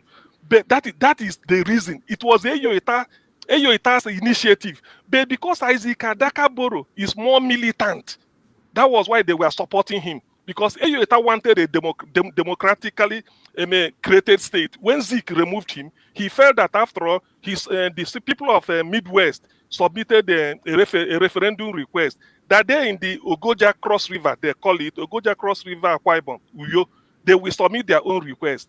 The idea of Adaka Boro was just Tafawa Balewa to undermine, because if he wanted to create, he would have accepted the request of Eyoeta and give them, because it's democracy. But if he does that, Zeke and Diawo will also insist that the middle of the people of Benue State should be free, which will balance things out. But they don't want that. Tafawa Balewa they want the north intact, but they will be creating region in other places. So these are the type of balancing, precarious balancing that people should be able to note. So when we're talking about Adaka Boro was just a creation of Ahmadu Bello and the Tafawa Balewa. It wasn't just because he's doing it because of Niger Delta. No, forget about what people. And the state was created because of Buri, just to cut Ojukwu. Because Ojukwu came back in January. He was waiting for Gowon, announced what was reached. Gowon said he had malaria. If you doubt it, I give you an article Gowon presented on his own way. He said he had malaria. January, February, he had malaria. 1967, March, he had malaria. April, he had malaria. Till May 27th, he now went and created state. There was nothing at Aburi. Then at Aburi in Ghana, they never discussed state creation. So why did one do that? If not because of a prearranged what they want to do. Let me stop here. Thank you. All right, thank you, CM. Let's see. CM, hold on. Don't finish your book. CM, hold on. You're trying to finish the book. Hold on. Let me welcome to the show Recolonization and Show. Chima, I'll give you 2 minutes only. Okay, go ahead. Yeah, I don't even need 2 minutes because I'm so happy with how CM has come and buttressed the points. He has beaten me to it. But the good thing, the sharing thing for me is CM was not here when I mentioned Henshaw, Eyoeta, when I spoke about what Zeke did to him. I'm an Igbo man. These are documented facts. You don't come here to come and lie. These are history of where blame should be blamed. You place it there. So, and I hope the man who was busy arguing and I'm asking him for facts sat down to see how a scholar talks. A scholar talks based on books. You read here, and then you put facts together. Not to sit here and be throwing emotions. Emotions doesn't help anybody. But anyway, the point I wanted to make was on the question you asked on why Bielsa State is not developing, despite now that they are getting this oil windfall. You asked that question to the man who is being erratic, and he couldn't answer it. Very simple, and I'll leave. These people are getting money. Our politicians are being corrupt. Corrupt politicians are busy putting and pocketing the money in their pockets rather than using the resources to develop and evolve their locations. Case closed. Anybody who is dancing around that is mischievous and doesn't like the truth. But thank you very much, CM. I respect you a lot. You see, when I see people who read books and then they come out and they talk facts, it's cheering for me, as against people who just go and do chat GPT and come here and be throwing things that they're not very, effusive about. So that's what I wanted to contribute. You can hand over the microphone to any other person, but thank you very much, CM, for this detailed education. Anybody who really is humble enough and wants to learn cannot dispute what you have said, because this is how a scholar is supposed to speak. Thank you, Rudolph. All right, thank you. Recolonization, 2 minutes. I'm worried about time. Sorry. Well, I think tonight I'll just be a listener, because a lot of things is going on. I don't even know what, but I enjoyed the CM, and let me be a listener today. All right, thank you. Dexter, at 2 minutes. Hello, Dexter, welcome to the show. Sometimes Dexter will look like an image or picture that we're not sure whether he's a real person. Dexter has not joined the City Boy network. That's why. Dex, can you hear us? Okay. Can you speak, or should we move to somebody else? Yeah, I can speak. Thank you. I think I'm the same. I kind of share the same. Good evening, everybody. Good morning. Thank you. I kind of share the same line of thought that Chim shared. I think CM has done. Hey, can you move close your audio? Yeah. Can you hear me now? Yeah, I think Chim kind of made a very good point. I think what CM said kind of summarizes everything in my opinion. However, there's this guy that is on Facebook. He's the African Town Crier. I don't know if anybody has listened to him. There's a young guy that does lots of history of Africa. And one of the reasons he says that Nigeria is working the way it is that, okay, the reason why the ports, before the British came, everybody was trading from wherever they wanted to trade. You couldn't tell the person in Bielsa to take his goods to Lagos if he wanted to export it. You couldn't tell King Jaja of Opobo to take his goods to Lagos if he wanted to export it. Everybody was trading wherever they wanted to, wherever they were. They traded from that point. But the British created a command and control system. And they now say, we've created a port in Apapa. And everybody is forced to bring their goods down to Apapa. I think one of the big problems we have in Nigeria is that we keep on operating pre-colonial infrastructure. And the truth is that Nigeria, whether we want to paper over the cracks, we as a people, we haven't actually formed a nation of our own, because we are still operating a lot of pre-colonial systems. The British prioritized their Papa ports. So you can see that everything happening in Nigeria till today, anything about exports, it's largely, especially after the Civil War, there was a major effort to make sure that the ports in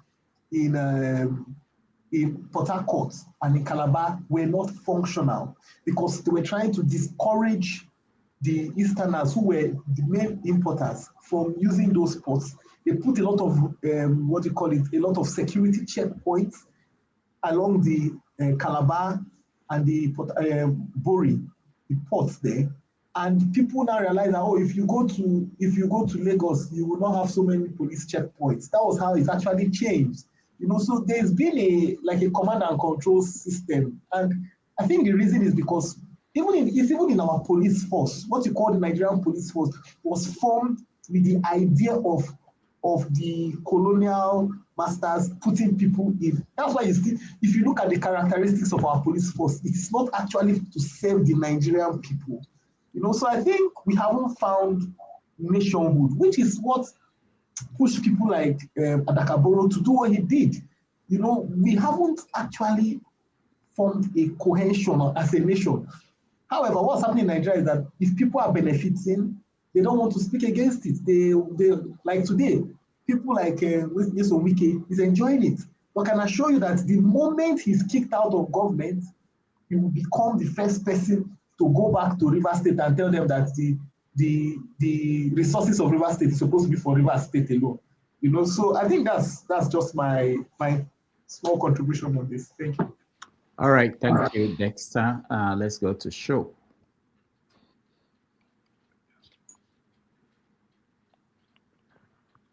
Good evening, Rudolph, and good evening to the panelists, the viewers, and my constituents, the chat section. I think I will wait till the end because I'm not going to contribute anything to the conversation. It's been beautifully discussed. I've thoroughly enjoyed it. I've learned a lot. It's a topic that I've, seen once or twice and read about it, but not deeply. But based on the conversation that took place tonight, I've learned a lot. So thank you, Rudolph, for doing this. What I've come here to do is to, bring you news from Twitter or X. So I'll wait till the end so I don't interrupt the flow of, this Isaac Adaka Boro, Niger Delta Republic. Now, because of our Pablo, you come, Abi. Yeah, because of our Pablo. They don't get news. They don't get news. I'm waiting for you too. but there's news. I'll just some headlines over the last few days. I'll just touch, just highlight them and in closing. But I'll let the conversation continue. All right, thank you so much. Let me just inform. Wait, sorry, Dr. Dameji, can you hear me? Yes. Can I be here? Okay. Okay, let me just inform everybody. It was a show that made us to do this. He was very insistent that this is a very important topic, and we wanted to do it yesterday, but by the time we set it up, it was late. But thank you, Show, for this. And I think for me, I think we should be doing more of this, which is pick a topic, give it 3 hours, discuss it from every angle, and maybe get some experts, to be part of that conversation, more than what we do on Saturdays, where we just, or Sundays, where we touch on so many issues without going in depth. I think we accomplished something today. So thank you so much, Show, for making it happen. All right, so round up. I will go through anybody. It doesn't have to be everybody, but I know everybody will want to speak. But if you have, if you want to give us your final thoughts, I was thinking that at this point we've analyzed what happened from Adaka Boro to where we are today, which is. No, I haven't done that, and I have a report for CM. I have a pushback for CM. Okay. Round up your thoughts with that. I'll come to everybody once. With my response to CM. Yeah, everything you want to say. Just with all due respect, to say Adaka Boro is the creation of Amadou Bello and Co. is intellectual laziness. And as far as I'm concerned, it lacks rational thoughts too. I'm saying that because it's like saying just because Nnamdi Kanu is getting help from either London or Israel or anywhere is the creation of those people without factoring in what led to that. My people say if you see rabbits in the afternoon, it's either they pursue something or something they pursue them. To say that Isaac is a production of Amadou and Co. is to say that his people were living best life before then. Is to say that there's nothing wrong with his people and Niger Delta at all before then. It does. If you are faced with existential threats, and nobody will define existential threat to you unless you who are in that position. Nothing is off the table to get help. For God's sake, some second of Nigeria celebrating that America are here helping. So it doesn't matter where I go get my help, if it's to save my people, which is what Isaac did. So you can classify him as a sellout just because the people that he went to align with to get help is your main rival. That doesn't make any rational sense to not classify him that is a product of Amadou Bello. Yes, he got help. He got help from anywhere he could just to free his people. That's what he died for. So So to come here to say it's a creation of another person is to not just to undermine him, but to undermine what he died for and what he stood for. It says, and I'll put it to you again, just saying that those people who died during the Biafra war are creation of whatever that the external help that they get, because they also got external help too. So let's be rational when we actually just stand and make a conclusion just because we read one book. Let's say there's a two-way street. We're talking about history here, and just the way there's so many roads to market, that's how you approach history from. So now one aspect of somebody's account now you read. But again, I'll put it here. I'm a Nigerian and I am old enough. I take offense to when somebody go to tell me my history from a third party. No. I see how people who are alive, who are direct part and parcel of this process. In my lifetime, as I see they live, I have brothers who are in their 80, 85 years, close to 90. So most of the things is direct account, they participated. So nobody say, but outside that, it doesn't make sense to say somebody who got help from anywhere he damn fit to free his people that is a sellout. That means so is Nnamdi Kanu, so is every other person that is fighting that is on the freedom fights here in around the globe. That's my pushback. Thank you, Ovie. All right, let me go to, let's see where we go. Support diaspora voting. Local P, welcome to the show. First time in history, I was given direct hearing. I thought I should quickly shout. CM, hold on, okay? So that guys, let me go underground and be watching so that let me leave the stage for now. Thank you for the program. I was enjoying it. I don't know much. That's why I don't want to mess up like Shu said. All right, thank you. Good night. Dan, yeah. All right, support the diaspora voting. Local P. Boss. How you doing? Good, thank good. I is the snow. You know the New York. Unbelievable. I'm just doing this so that I don't go out there.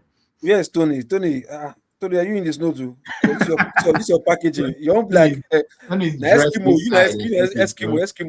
Let me send you some. Make I send you some snow if you want. Thank you for your concern, because the guy the inside house they double up. Something should be concerned. No, I'm in the office actually. I've closed, but the program is keeping me waiting. No, not be accident. Let's not be accident. Anyway, what you want me to say? Because we're concluding. I thought you were watching our conversation, so we're funny enough. I was even shocked when you said we are rounding up. I was like, I thought you started like maybe 30 minutes ago. I swear to God, because immediately I turned on my TV, I saw the notification. I like, okay, let me also join. And immediately I joined, I heard, we're rounding up like Jesus Christ. When did it start? I didn't follow up with where you guys were saying. So I was talking just 30 minutes. Did you hang out with Isaac Adaka Boro when you were growing up? Actually, because the few years I stayed in Bayelsa, I at least in January, because my stay in Bayelsa didn't bring me close to him anyway. But for me, the only thing I see there is that he maybe he tried in his own way, but currently Bayelsa, because he's an Ijaw man, but currently Ijaw people are not reflecting the essence of or the existence of Isaac Adaka Boro. If you go to Ijaw land today, you only see the name, but expecting anybody from there, dwelling on the parts or his parts, nobody from A to Z, nobody in that enclave called Bayelsa or Ijaw clan as a nation is doing anything that is in connection with that guy. So that thing, which for me is terrible, because if truly you are fighting for your people and all that, he fought for his people and you are honoring him, so like of what he did in whatever festival or whatever protest or demonstration you are doing, but going to any part of Ijaw land today, you won't see half of anything that will tell you, these are the people as Boro was fighting for. So which is so pathetic for me, but what do we do? That's what I have to say with Constantine Adaka Boro, because for me, nothing changes. Because if you fight and nothing changes, for me, it's like just a way. So the only way forward is to think of what to do next. But as Adaka Boro with Bayelsa people, it's a shame that you go there. Go just go there for yourself and see. Even the mentality, if you speak with them, they will really tell you, yes, it's our brother fighting for us. Okay, what's the legacy left behind that you people are carrying, that channeling or championing? Go to there, nothing. You won't see half. So just that's the thing I have to say about him. Nothing else. Thank you, Lokopi. Tony, you're next. What else to be said?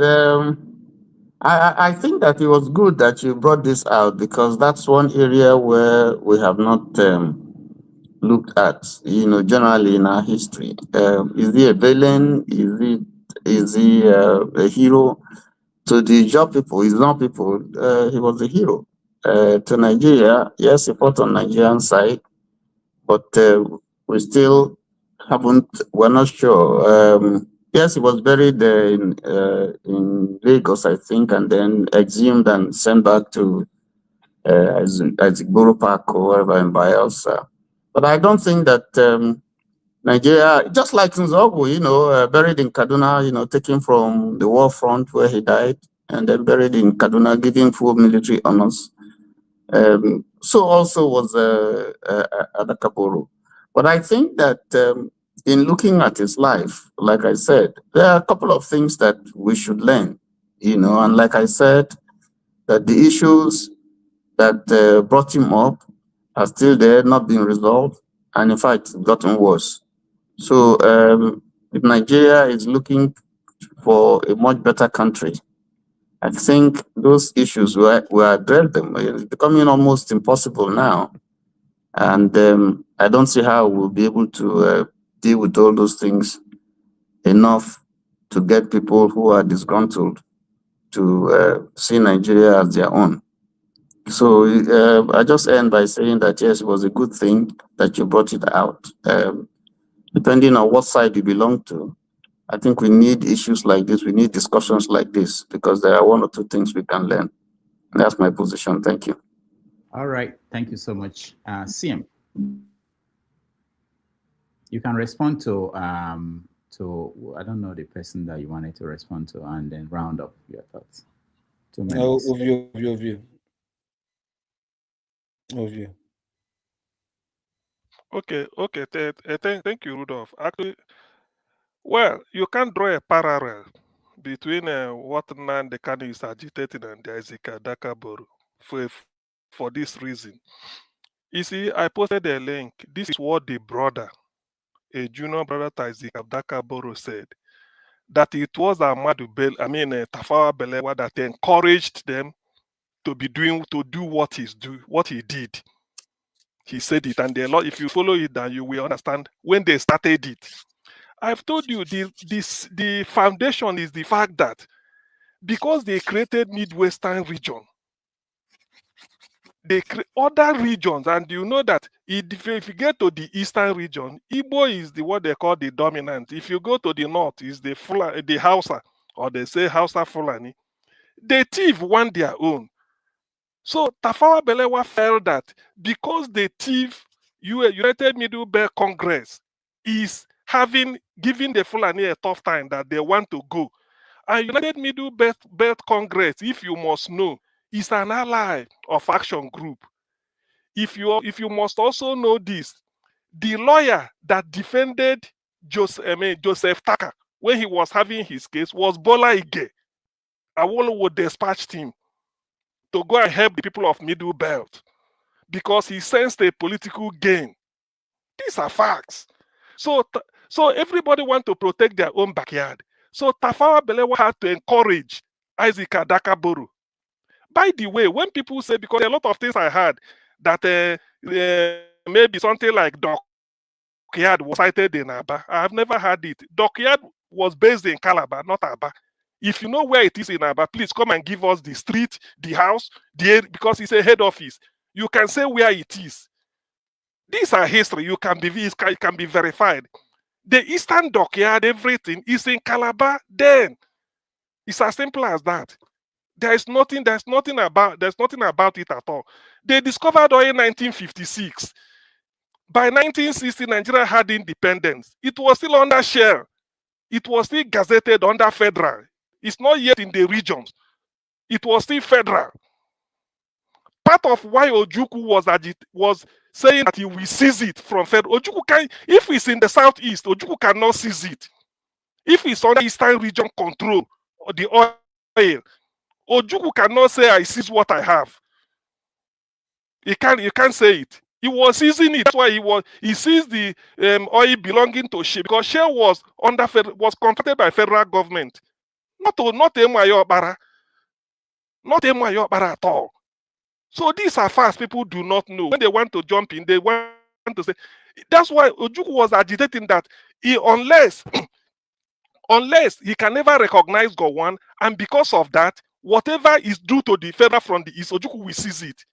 That was how he was seizing the federal, oil this thing. So oil as at that time was not under the control of the East. What the East was using was palm produce. The North, cocoa, granite pyramid. So the West, cocoa. Oil was a latecomer. And when the oil came, it was still under federal. So it was the Tafawa Balewa with what I've forgotten the Swiss consultancy firm. If I have time, I will bring it up. That we are still talking about it. So part of the reason why when Ojukwu was declaring Biafra, they said because they discovered oil, he will go with it. There's a man called Professor G.G. Dara. He's a Urobo man, Delta State University at Abraka. 1968, they formulated Nigerian petroleum, what is it called? Petroleum edict. It is in this book. It is in this book. The man said 1968, they had to seize it. When they seized the oil, so that they will make sure that they control it. During the war, 1968, I remember Gigi Dara saying, now that the war has ended, when he was the editorial board chairman of The Guardian, he said, now that the war has ended, why can't they give us back the oil? Maybe they say it's because they want to prosecute civil war. These are facts. I wish somebody like Gigi Dara will one day speak. These are what he was writing. So Isaac Adaka Boro was just Tafawa Balewa encouraging me. In fact, they were even the people that armed him.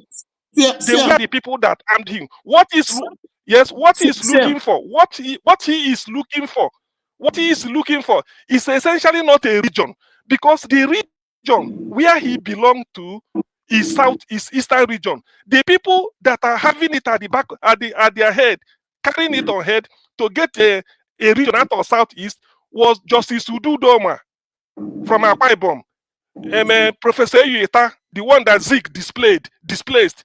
So they were annoyed. They have to form what they call a Nigerian something NIP, something Nigerian something Pioneer Party or something like that. That was what they formed. So they say they want to use it to get a region of their own because of what Zeke did to Uyeta, which to me, it can be faulted. So Adaka Boro was just an uprising just to cause the confusion there. It's not necessarily because the chap said he want to be Niger Delta Republic. Niger Delta Republic, is it not Fijo? Does he not? Did he include Ogoja in his struggle? He did not include Ogoja now. Ogoja area was not part of Niger, Adaka Boro's what he was looking for. So you see, please, if you want to argue or disagree with me, bring your facts. I don't believe in emotion. Maybe Nnamdi Kanu did this. There's no parallel between Nnamdi Kanu and the Adaka Boro. They are purely different things. Purely. Nobody is gingering. Tafawa Balewa is the prime minister, yet they're encouraging a secession out of where he's the prime minister. Can that be possible? All right. Please. Thank you. Thank you, CM. Let's go to Dexter. You have 2 minutes, rounding up. Yeah. I mean, what I can say is, I think going forward, if we're not careful in Nigeria, history is going to repeat itself. So I think we need to learn the lessons from the past. If not, then there's no reason. We are just being foolish, And evil thrives when good men keep quiet.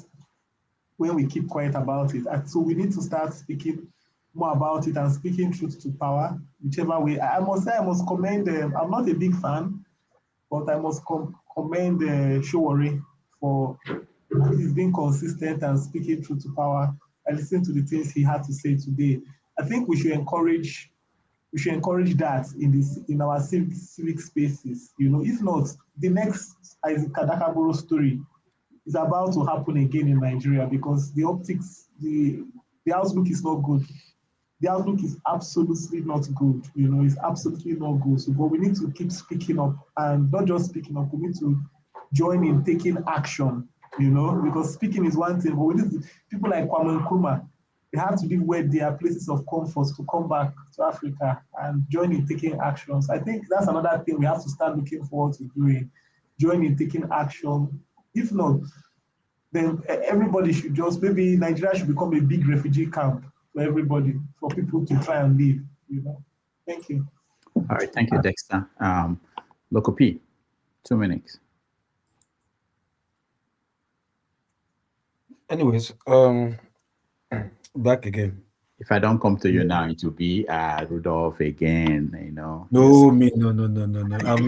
I'm forgiving you long time ago. Long time ago. Don't worry. Why can't you do this on Saturday and Sunday? Why is it only weekend? Sorry, weekdays. Do it weekend. That's why I know. Yes, you really mean it. But anyways, you see, this one that we're going back and forth with this people that are dead and gone. Yes, so I think what we should be talking about now with the situation of or current situation of Nigeria right now is, look, whatever intention the Ojukwus or Isaac Adaka Boro or whoever, whatever, none of them, at least as somehow they must have helped, but the current effect with which we are experiencing in Nigeria, none of them has shown anything good. So I think the only thing we can do is to pick up the battle from where they left it. You understand? Whatever good ideology, not just ideology, because there is bad ideology. Good ideology of unity, good ideology of unity and betterment of the nation. I think that is where we should pick up the battle from and try and run the race. Because trust me, if care is not taken, the bridge between them and this next generation after us, there is no link at all. If we are not careful and we continue with this tribe, that who fought for that one, we'll be careful not to pass any baton from that generation to this upcoming generation. And for what we can see on this social media era, these guys are not interested in whatever we're talking about right now. Talking of our heroes past, they don't even care. What they care now is what is trending and how to make money off social media. So what our advice was is, look, whatever difference is there, put it out, extinguish it, and pick up their baton for where the real heroes of Nigeria, freedom fighters, left it and run with it, so we can, at the end, hand over it to this next generation that is coming, or else we are headed for doom and disaster. We can see right now what's happening all over the world. This immigration stuff they're talking about, star. Before you know, they will blow their trumpet and start targeting all of us. You that you think you have passport in their country, a day will come, they will tell you, fuck off. It's our passport. Yes, you're not us. You have the passport, you're not us. Fuck off. A day will come. It may not be now. It may be the next 50 years. So for those of us who are above 50, okay, maybe we will not see it. But from the track of this is their track record, where they are going, this is their yumu speaking, that are speaking to themselves, we know who they're targeting. You understand? You might think you have house, you've settled them, you have their passport. A time will come, they'll tell you fuck off. You understand? So before we will not be here, our children will be here thinking they have a good life. They'll be telling them to fuck off. Please, let's try. I've been drawing here since. Let's try and go and fix that country. We that have opportunity right now in diaspora. You understand? Forget your comfort. Go there and fight for your country.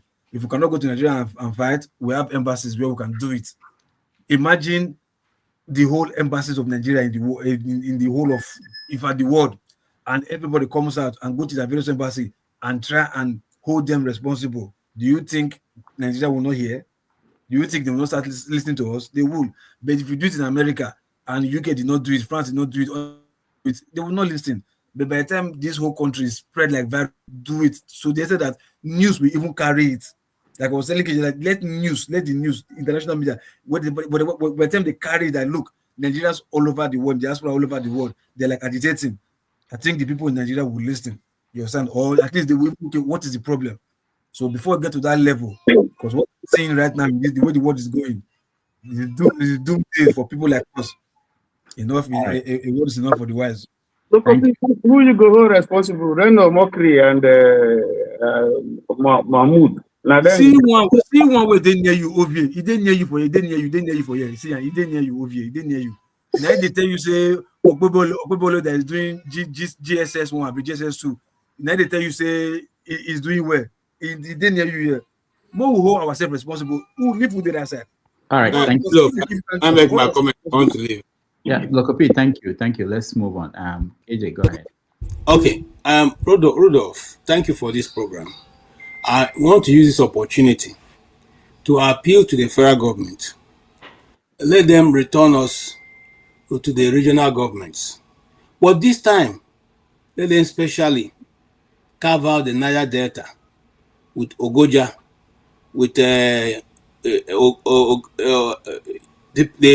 minority in River State, or better say, put them all together with Shekiri, with Urobo, with all those minorities. Let them form one good, very beautiful, what do you call them now? Region with their own government. Let us see how it will go from there. Because these people have expert ideas, and the Igbo is their problem. Igbo has been the one holding them more. So maybe we should also put it in writing now, begin to appeal to the federal government as they decide to, we don't know where Tinubu is leading us. It's possible that it's going towards regional this government. Let them not put it again in the east. Let Niger Delta, just be a region like the Midwest. Let it also be Mid-South, okay? Mid-South region, which will now be all of them, Carry it from all the way from Cross River, map them all the way to Akwa Ibom, through to rivers, then all the way to Benin. Benin is not out, it's out. Bayelsa, all of them, all those regions where they feel that because of the sheer number of the Igbos in that region, they have been marginalized. They didn't give them a perfect place where they will now be able to govern themselves. Because I'm tired, I'm trying to look for a way where any problem that's coming up from Nigeria will not be Igbo that have caused. Because Igbos are the one causing all the problem. If there's any problem in the southern of Sokoto's house, it must be an Igbo man who is selling behind the house that have caused it. So now, if you look at it, I don't know, some of us, again, when we're dealing with history, know that, somebody was saying, if you listen to CM, he didn't quote only one book. Okay, let's appreciate people who have spent time to try to do this research. In fact, some of the stories he's told, I have not read them before, but he's quoting the books, and I'm going to look at them. Yesterday on Sunday, Dr. Obuwafo quoted a lot of books. I wrote them down. Okay, I know some before, but there's so many other which he quoted I never read, I never even seen. Go and read, do your own research. Don't let somebody be the one telling you. And then if you don't have that knowledge, when you come, listen to people who have it and learn. It is free of charge. Are you charging money for it? No. Some of you come here, you don't even like the program. You don't even recommend it for your friends. You don't even share it. So the main fact that you are here, at least learn for yourself so I can make a good and informed conversation when next you come. Thank you so much, Rodolphe. All right. Thank you. And last 2 minutes to Vie before Show gives us update on the news. Okay, go ahead. So come here because of my performing governor, but not rich. No, well, I see him as a up and coming investigative journalist. He's law for book these days. So I want to see anyone present the story, right? Then I go see. But on a more serious note, so CM logic they say because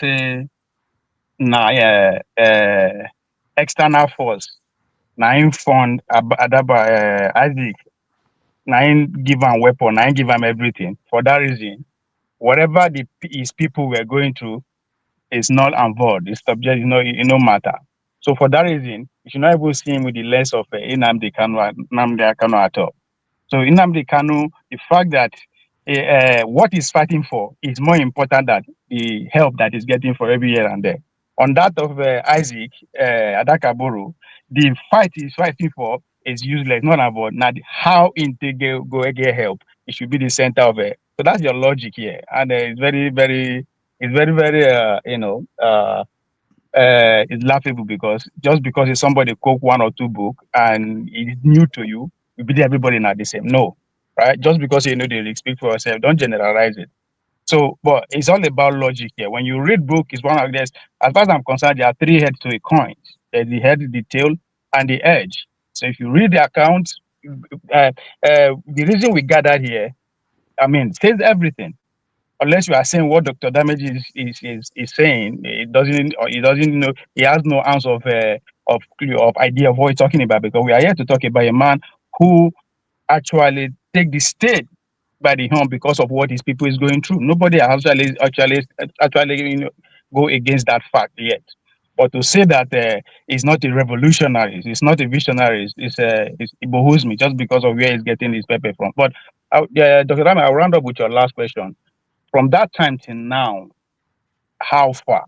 I want to go with the logic of CM, all is well, because the man never died for anything. He died for he's just somebody who wants to flex and he need help, he need gun and money, he need to go and approach the other side and flex. So I would say to go by CM logic, everything is still well.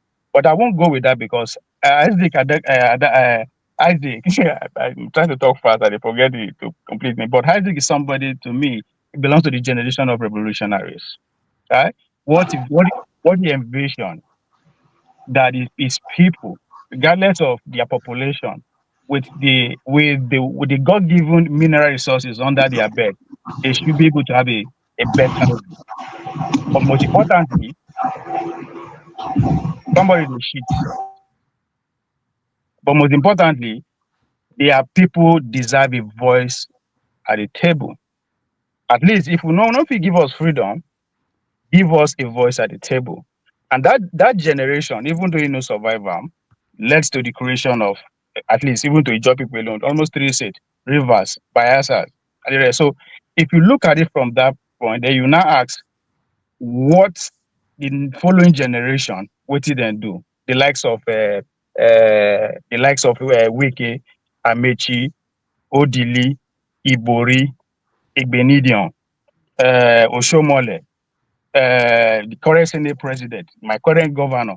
These are the generation of 30 percenters, right? If Isaac had a vision of having a freedom, having a voice on the table, and eventually have a voice on the table, and the resources that believe that it will be well for them, even as long as the Nigerian state is, as bad as it is and everything, we still have a step ahead of every other, most of the states. We are giving 13% since the beginning of this Fourth Republic. So that money is not seen in anywhere from across the length and breadth of the Niger Delta. So I'm not going to say just because I am here to uphold what Isaac fought for doesn't mean that the generation that preceded him live up to expectation. No, we have failed, including myself, because I belong to the second generation after Isaac's generation. So we have failed, and I think Isaac hold the Ijaw people, CM hold Ijaw people an apology, for undermining what they were going through, which led to the deaths of their own son. And again, if you know apologize, I agree, because after all, some idiots were in Asu Rock collecting an award from Ogoni land. They were celebrating. And I shed tears. I say Isaac would scream for where they rest, where he's resting today. Seeing those men collecting award from Bola Ahmed Tinubu. Why he opened the region again for the external extractor to come and extract, a place that has been shut down for the past 27 years, right? But again, so if CM no apologize to the plight of those people, I understand, because your own people today, as I said, they are selling out. Shout out to Patient Goodluck Jonathan, who held ground, and shout out to Tony Anene, who stood their ground that they good luck must actually, even though if you know perform, it has to also it's a must that he hold power for 8 years, because that is the voice Isaac fought for. So I put when people know they see where Rino Omokri they come from. Rino Omokri coming from the current political reality that we have. You need to read Tony and My Life in Politics to understand where people like Reno, people like Wike, and people like Wike, why then they do what they do. You understand? So it is beyond say somebody can't talk say because in they get money from one place, then the rest of the things that the people are going through should just be forgotten. But shout out again, talk to Dr. Dameji and to who bring this idea a month. I believe the competition will continue. All right, thank you so much, Ovie. Let's go to show. CM, you had a chance here. I gave you a chance to. Okay, I don't know whether you see what I say.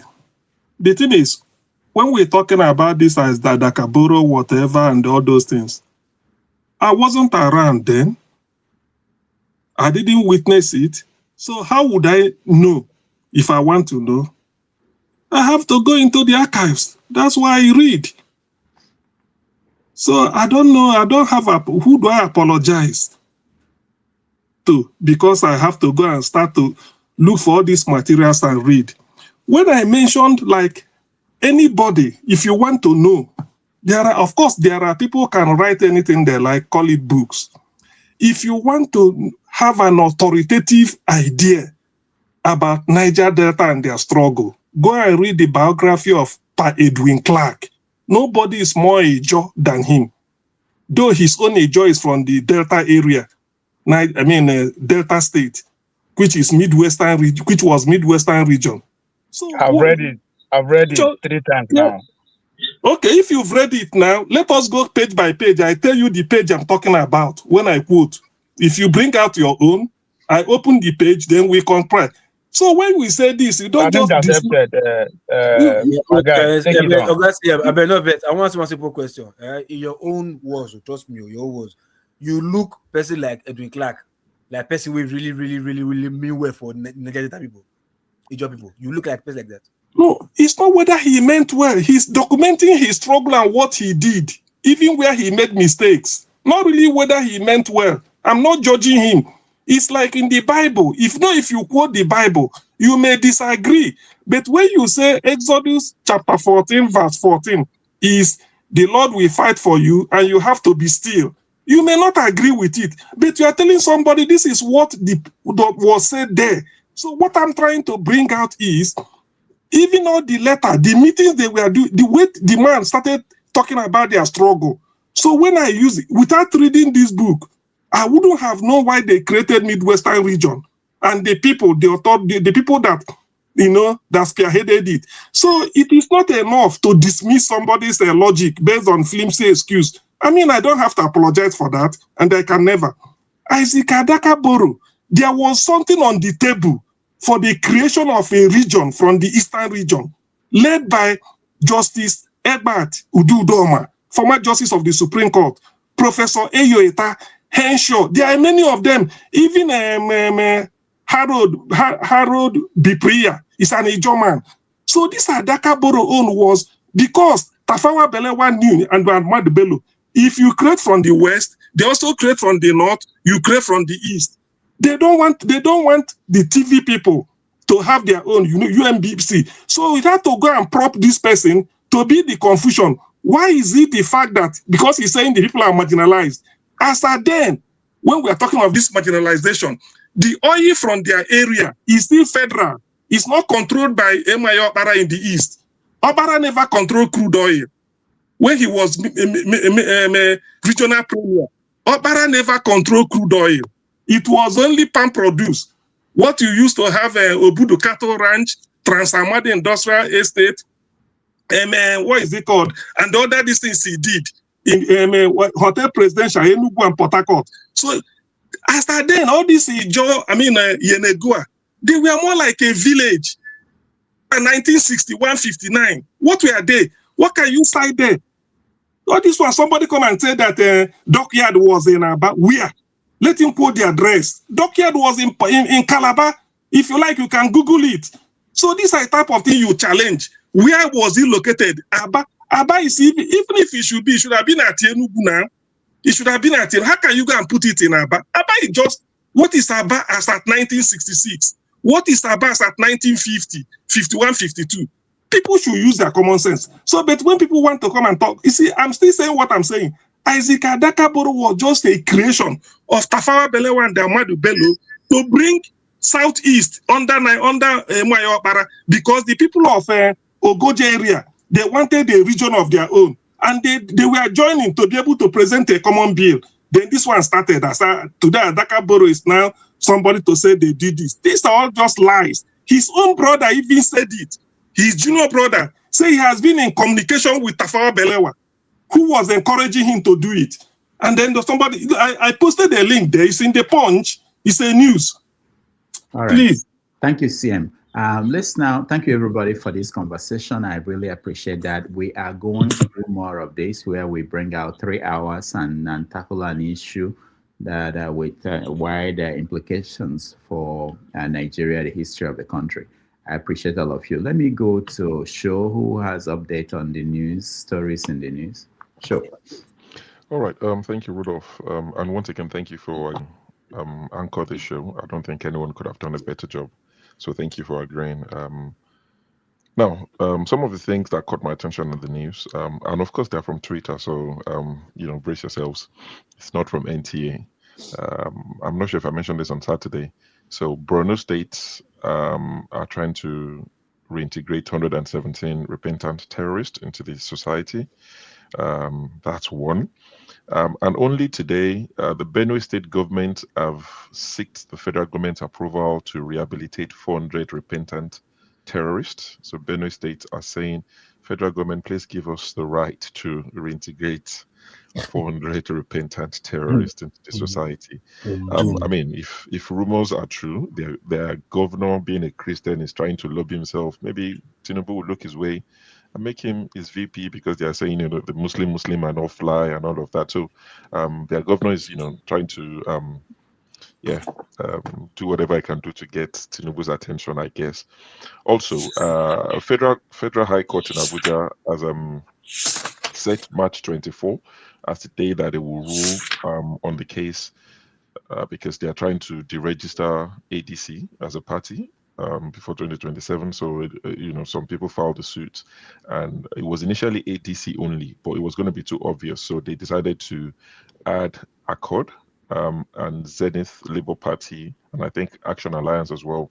So those are the parties that I can't remember the name of the group, but they've sued them, and they said they want them to be deregistered because they did something that fell foul of the rules and all of that. So, I mean, this is still pointing towards Peter Obi, because some people are saying they might go to Zenith Labour Party. So Zenith Labour Party is involved, ADC is involved, and that's why when I said it a while ago, I think the day ADC first met and they did their coalition, the first one that they did, I said Peter Obi might not be on the ballot. Not because he doesn't want to. They might just snooker the guy, as we say when you play snooker. They might snooker him, and he's left with little or no option. I mean, that if he tries to register a party now, it won't happen. Anyway, so ADC and the rest of the parties will find out their fate on the 24th of March, when the court in Abuja rules on that matter. Also, Lagos State chapter of CAN have renamed their permanent secretariat after Mrs. Tinubu. So the CAN headquarters in Lagos has been renamed Oluremi Tinubu something. Of course, earlier today, news broke that Egbetokun, if you remember, when he was named the IGP, he said sometimes he feels like a tiger, sometimes he feels like a lion. He wants to devour the criminals. I don't think he devoured a lot of criminals. Shiwore was his main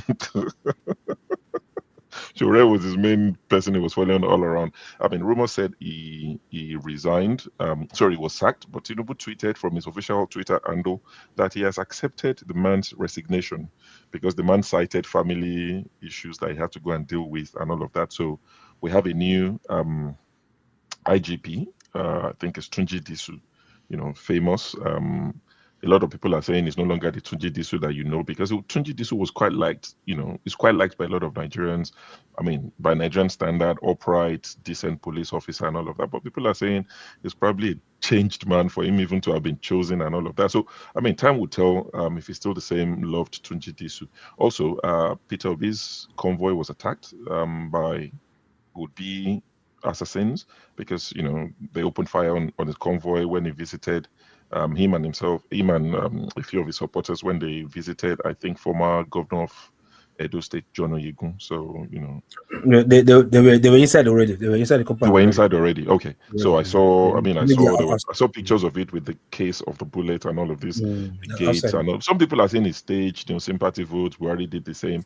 A lot of things will happen between now and 2027. So Peter Obi escaped assassination. That's the way we put it. You know, Trump escaped assassination. Everybody needs to one day I will escape one. Don't worry. It's going to go around. Festus Keyamo, the Minister for Aviation, have said that the fire-damaged MMIA Muritala Mohammed old terminal will be demolished because, you know, caught fire. He said it's so badly damaged that they have to demolish everything. And he said the weather equipment that was damaged there worth billions of naira that they would have to buy new ones.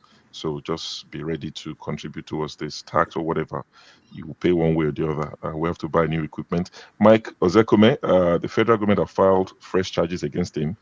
They said that he forged passports in order to claim this house that they are claiming everywhere. They said he forged a Nigerian passport. So I don't think the man is going to get off lightly. Find him a Bible bigger than Emefiele's Bible, you know. So that's something else in the news. Lagos State government have imposed 5% tax on bettors' net winning. So all of you that play Sporty and Niger Bet, on your net winning. So if you put £100 to get £200 profit, on your £200 profit, Lagos State will be taking 5% tax. We need this money. You know, Nigeria is a broke country, and breaking. This was 4 or 5 days ago. Nigeria's debt has increased. It has climbed to 18.7 billion, rising by 1.9 billion in 1 year. But I thought they said they cleared this thing. I thought Sheila said that's not true. Well, Sheila said no now. Sheila is an idiot. It was flawed in that interview. I mean, somebody who is saying it's not today they've been kidnapping people. At that point, you turn off your TV and stop watching. For somebody to defend the government and say they don't kidnap people. I tell you, so at that point, you just log off and say, you know, just leave that Amala face alone. The guy's an idiot. Irredeemable, failed comedian, even if he was ever a comedian. So that one. And lastly, this is Ijo. Since we're talking Ijo, Niger Delta Resource Control. I saw a video of Asari Dokubo saying that any American, that comes to their region, that Tinubu goes or the federal government goes to negotiate with their oil, you know, with Americans, that any Americans that set foot in Ijo land will not make it out alive. So for those of you who have Donald Trump's number, the Minister of or Secretary of War, please help me tag them in that video. That Asari Dokubo said, any American that comes to Ijo land, if Tinubu promise you our oil, you are not making it, you won't make it out. Send it to me. I'll personally send it to my fellow Republican who will forward it. Every American that comes here because of oil will die here. Every American that comes here because of the oil of the Igbo people will die here, will not live here. That they want to take the oil of the Igbo people to give to Igbo people will die here. They will all die here. What you consider for the matter again? Sure. I want to, you know, I didn't want to preempt that. When I watched it, that was the same thing I noticed. What you consider for Igbo people? You see, Igbo people are the problem of everybody. No. Now you are blamed for that. Why? I blame you for that because Chevron na Ghana get am. So in the other payroll of American company, I think they so I don't know why they pay attention to. But sure. Let me ask you: Did Peter Obi take permission from the governor of? Let's talk. Let me. Did he take permission before going there? Not at all. He didn't take permission, and they told him that whatever he sees, you know, Tenebe already told him that when it comes, whatever he sees.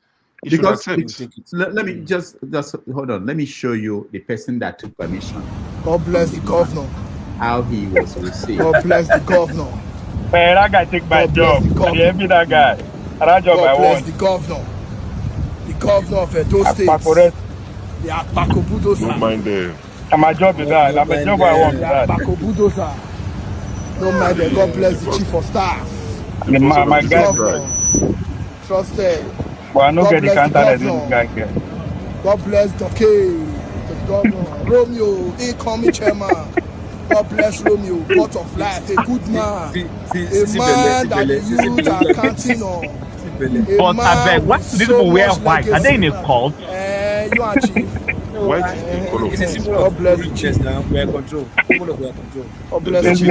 guy, I can't take this guy job. God bless He's you. way better than me. They're two wonderful people. But I work hard. No mind them. With the Just God, enter doctor. No mind them. the first son of Jesus Christ. No mind Okay, them. the man will take permission, don't land.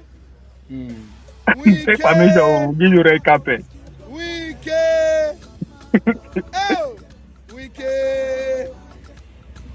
The damage, you make a correct all these misconceptions. You know see this boy na Calabar. Oh, for you? Ah, but he get talent past me. I know. He go do the job past me. He's from Calabar. Be quiet himself. Man, the guy is fucking good, man. I think I go fit take his job, but I know fit. The guy is good. He's natural. We will make sure we will employ him again for the next 4 years. Commission project. 14 months. Apako, they back people come for commissioning. Majolo. Yeah, come with no matter. No matter. Hey, Wike.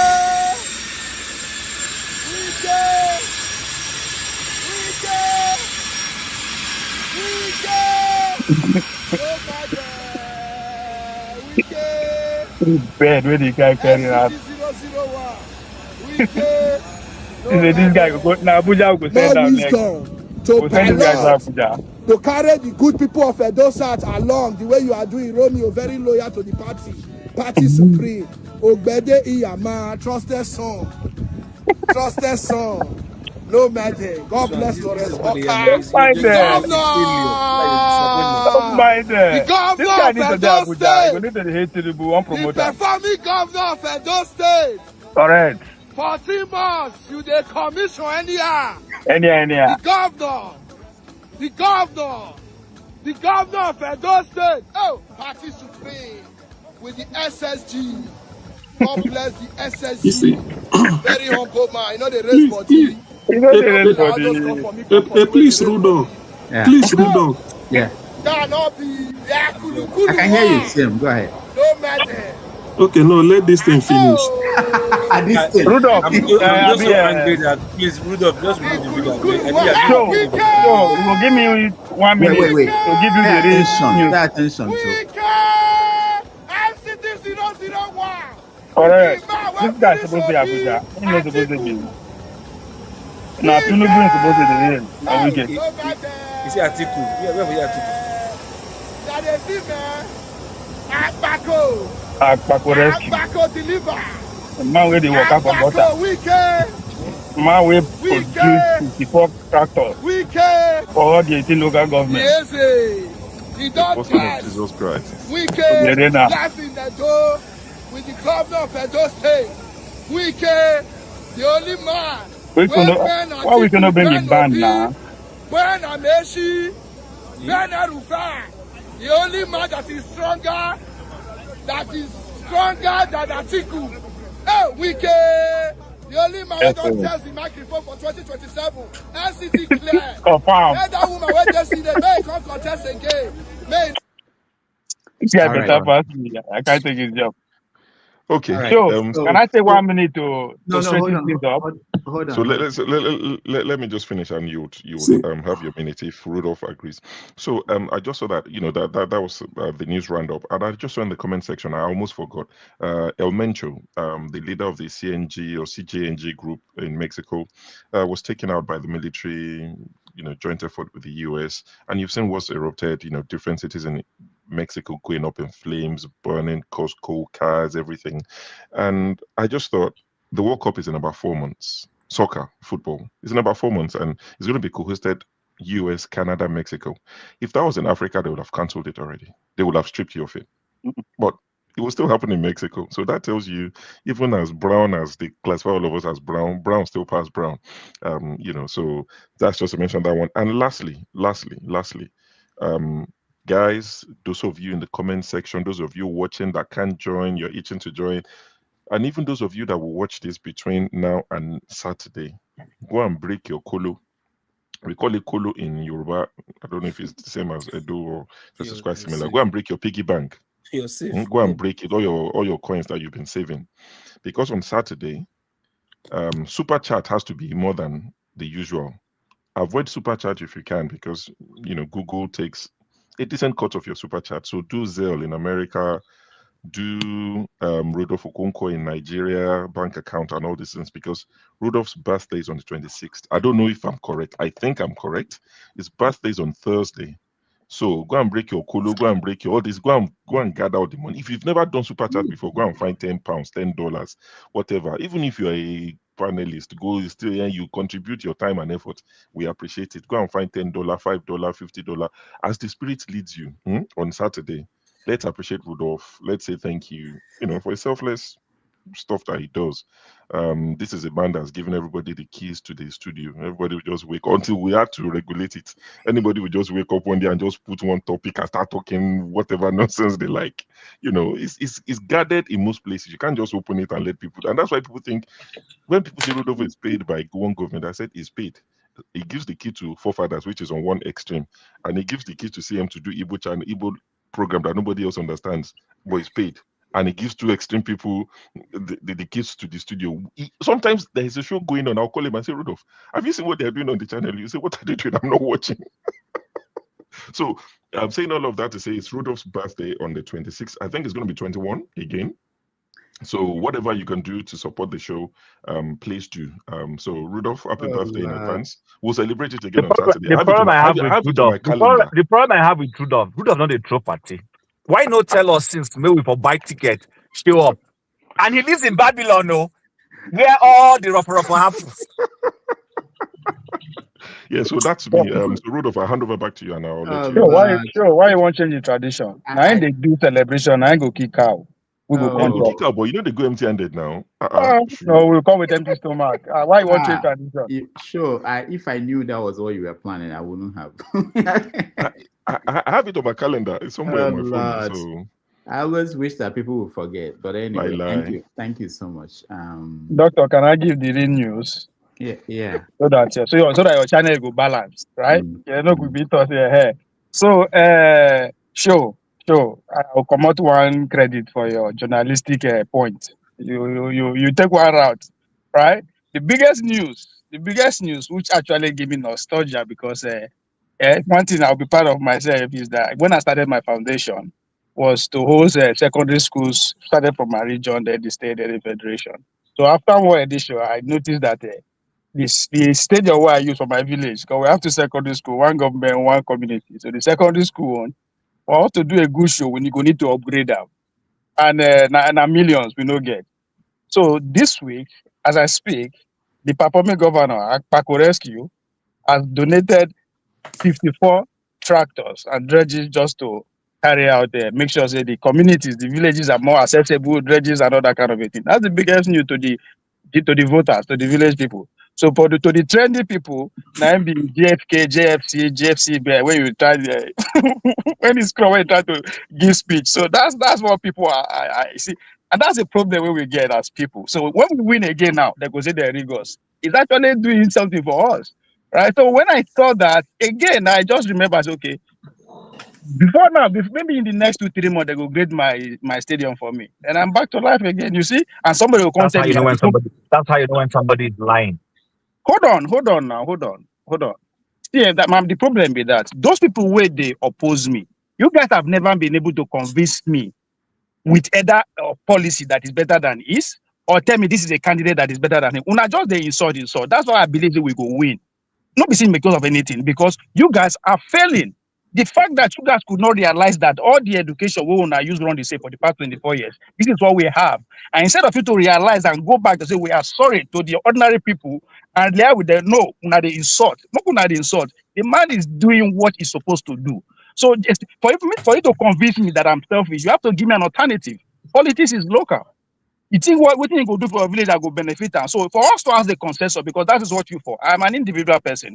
The reason why I know the jungle, because they settle for consensus at the detriment of the truth.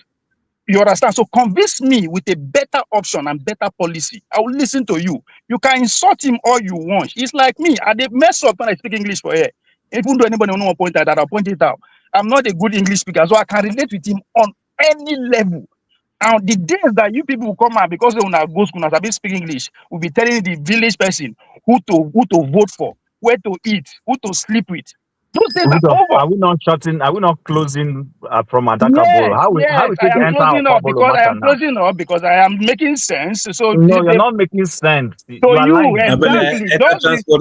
Set the debate up between me and CM. I'm taking him on his challenge. Set us up, I beg. I'm on. All right. Thank you, everybody. Thank you. Let me debate No, never thank everybody, please. Never thank everybody. I didn't close the one. He's thanking everybody too. Wait. So sorry, Sam, 1 second. That's a good thing that I want to. Sam, 1 second. That's a good thing that Ovie said. I've discussed this with Rudolph. It's just that I'm a bit preoccupied. But once I find time, it's something I want to do. So when I see two people disagree strongly on a particular topic, we'll do a flyer. We'll do it midweek.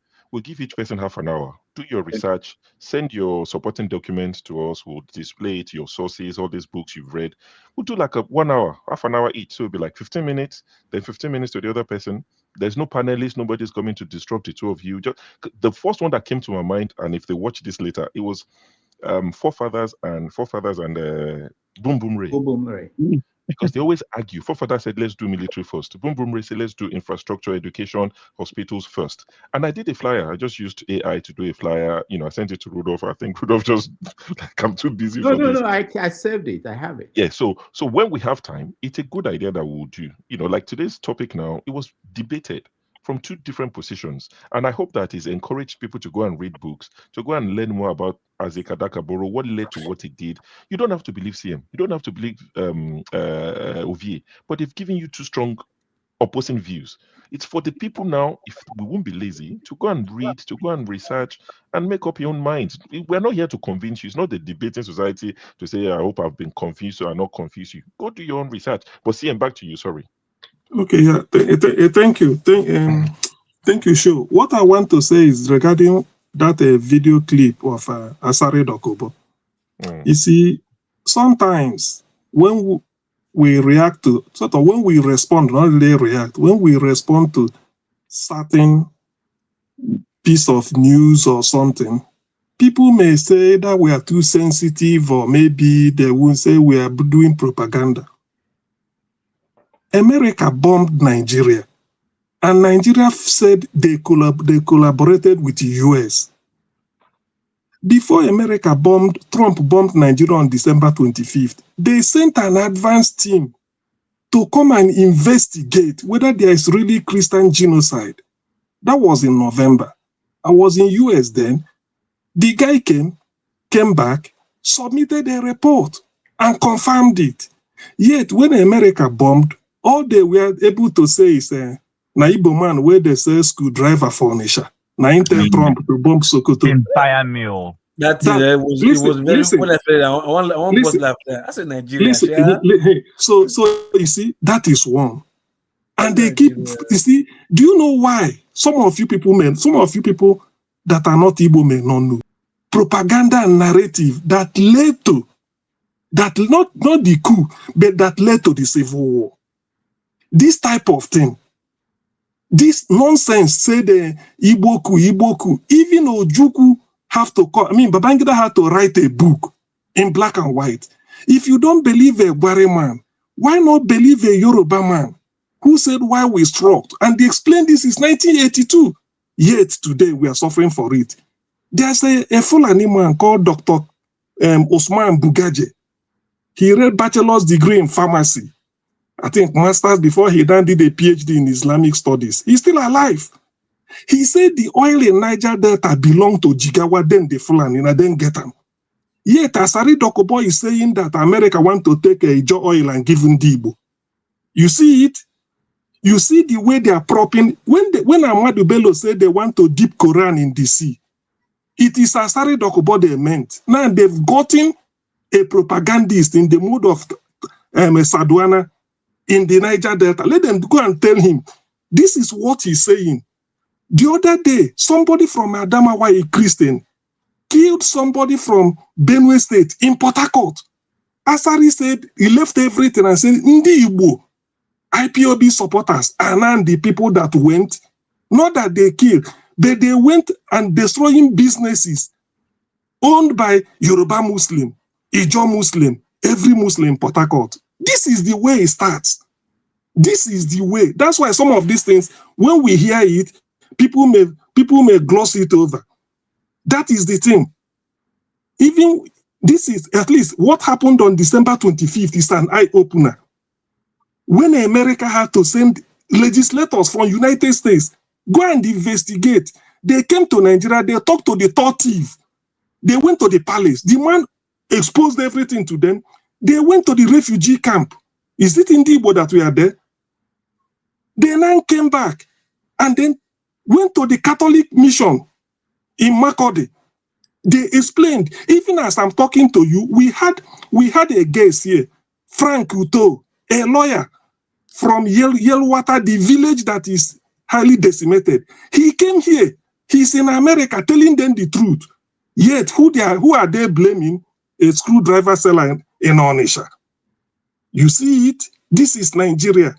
That's why 30 years later, when we start to say it, somebody will say, hey, maybe I read 2 books, I read 3 books. Then I've read book and I continue to read. And I have about 3 I've not even started. So please, people should know. That's why I say in Nigeria, because Nigeria is a country of different nations, we have different experience. If you tell Isoko man to tell you his experience in Nigeria, it will be different from that of the Igbo. The Igbo will be different from that of the TV. We are different people. Ndi Igbo are targeted for annihilation, for massacre, anything. This was how it started, simply because they don't want our presence. It's like, look at what Asari is saying. America will now come and take Ijaw oil and give Ndi Igbo. Do you see it? Mr. C, I'm sorry to cut you short. Look, sometimes I always encourage people to play chess most times, yeah, because it helps you to read in between the lines of some certain statements. You and I know they don't tell any permanent people that what Asari said, America is coming. They will not spend their money, taxpayers' money, fly to Nigeria, take oil, they conquer and give Igbo man. They will come fly, go back. You understand? A sensible person thinking person will be like, it doesn't even make sense. Even if they do it, like, are you okay? And the Americans, they won't do that. Like, do you people have sense at all? So for me, let me tell you about this rhetoric here that people say. I think instead of receiving such words, because we've seen this several times, that's why I tell people, be careful what you say. Even if you are saying propaganda to your own end, you don't know what people hear, how people react. They will. It's like negative energy attracts negative energy. You understand? So this Igbo, Yoruba, whatever, somebody started this.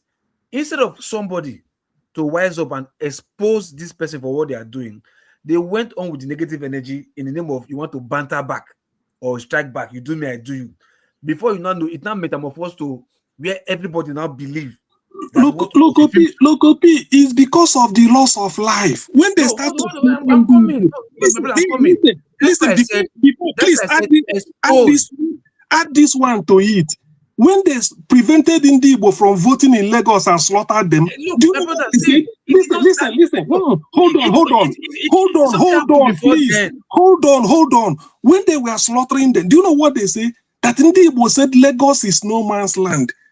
Locopi, Google Jakonde's inaugural speech on 1st October.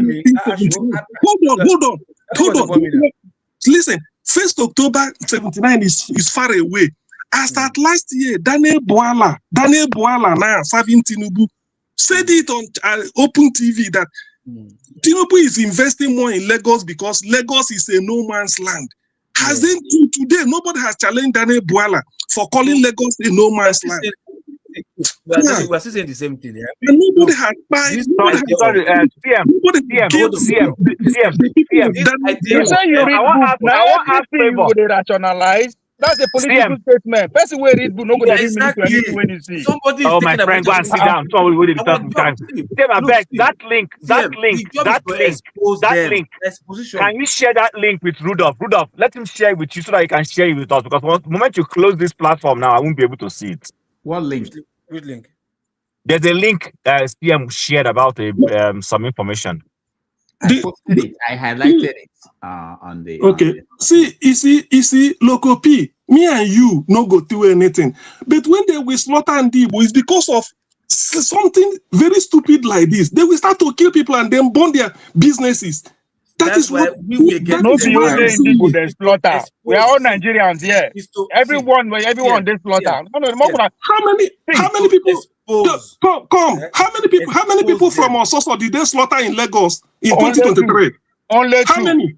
Only how many two, people? and that is too much. Yeah, why are you indulging this person? One is too much. You're wasting time indulging this character. If you read book, you're not going to take everything when you hear it serious. How Buala will take something, you are taking it to heart. How Tokumba will take something, you are taking it to heart. Whose can book you they read? He wasn't listening. He wasn't listening. And you are taking him serious. So everybody, okay, calm down. Let me. Ovie, don't water down what I'm saying. When they will slaughter people based on that, where will you be? Yeah, hold on. Everybody, hold on. There's something I want to reveal to some of you. There are some topics we discuss here. Sometimes I will tell my students to go and watch that clip. Like this topic. It's one of the things I could tie to what we discuss about the struggle of African countries. So, for instance, if you don't know, we watch things like Lumumba, the movie, and I try to connect and explain to them that it's not just about Congo, that the same kind of thing happened in other parts of Africa. And if a show goes well, I will say to them, watch this, and you will have, see how people discuss these kind of issues in other parts. But when we turn it into something that I can't even tell people who are not Nigerians to go and look it up and watch something like that, it becomes, they will come out with. So sometimes, and then that's why sometimes I also say, if we're discussing one topic, let's stick with this topic. I may decide that we cut it off and I give it to them to watch, just so see different angles to the issue. And so please, I think we've done enough. 4 hours is enough. We will end it. We never end if we want to keep arguing. We will do more of this. I think it works in the sense that we narrow it down, focus on one topic and exhaust it and look at all the angles. So on that note, I want to thank everybody who joined. Thank you, Sho. Thank you, Dexter. Thank you, Lokopi. Thank you, CM. Thank you, Ovie. Thank you, Chim. Thank you, all the people who stopped by.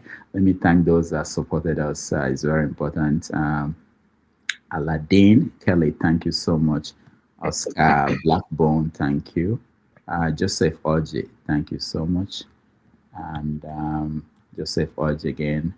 Guy, thank you so much. Oscar Blackstone, thank you. On Sunday, 90 Minutes Africa, we have Ogaga Iforwodo coming to join us next week. It will be quite interesting. He asked me, what will I be saying for 3 hours?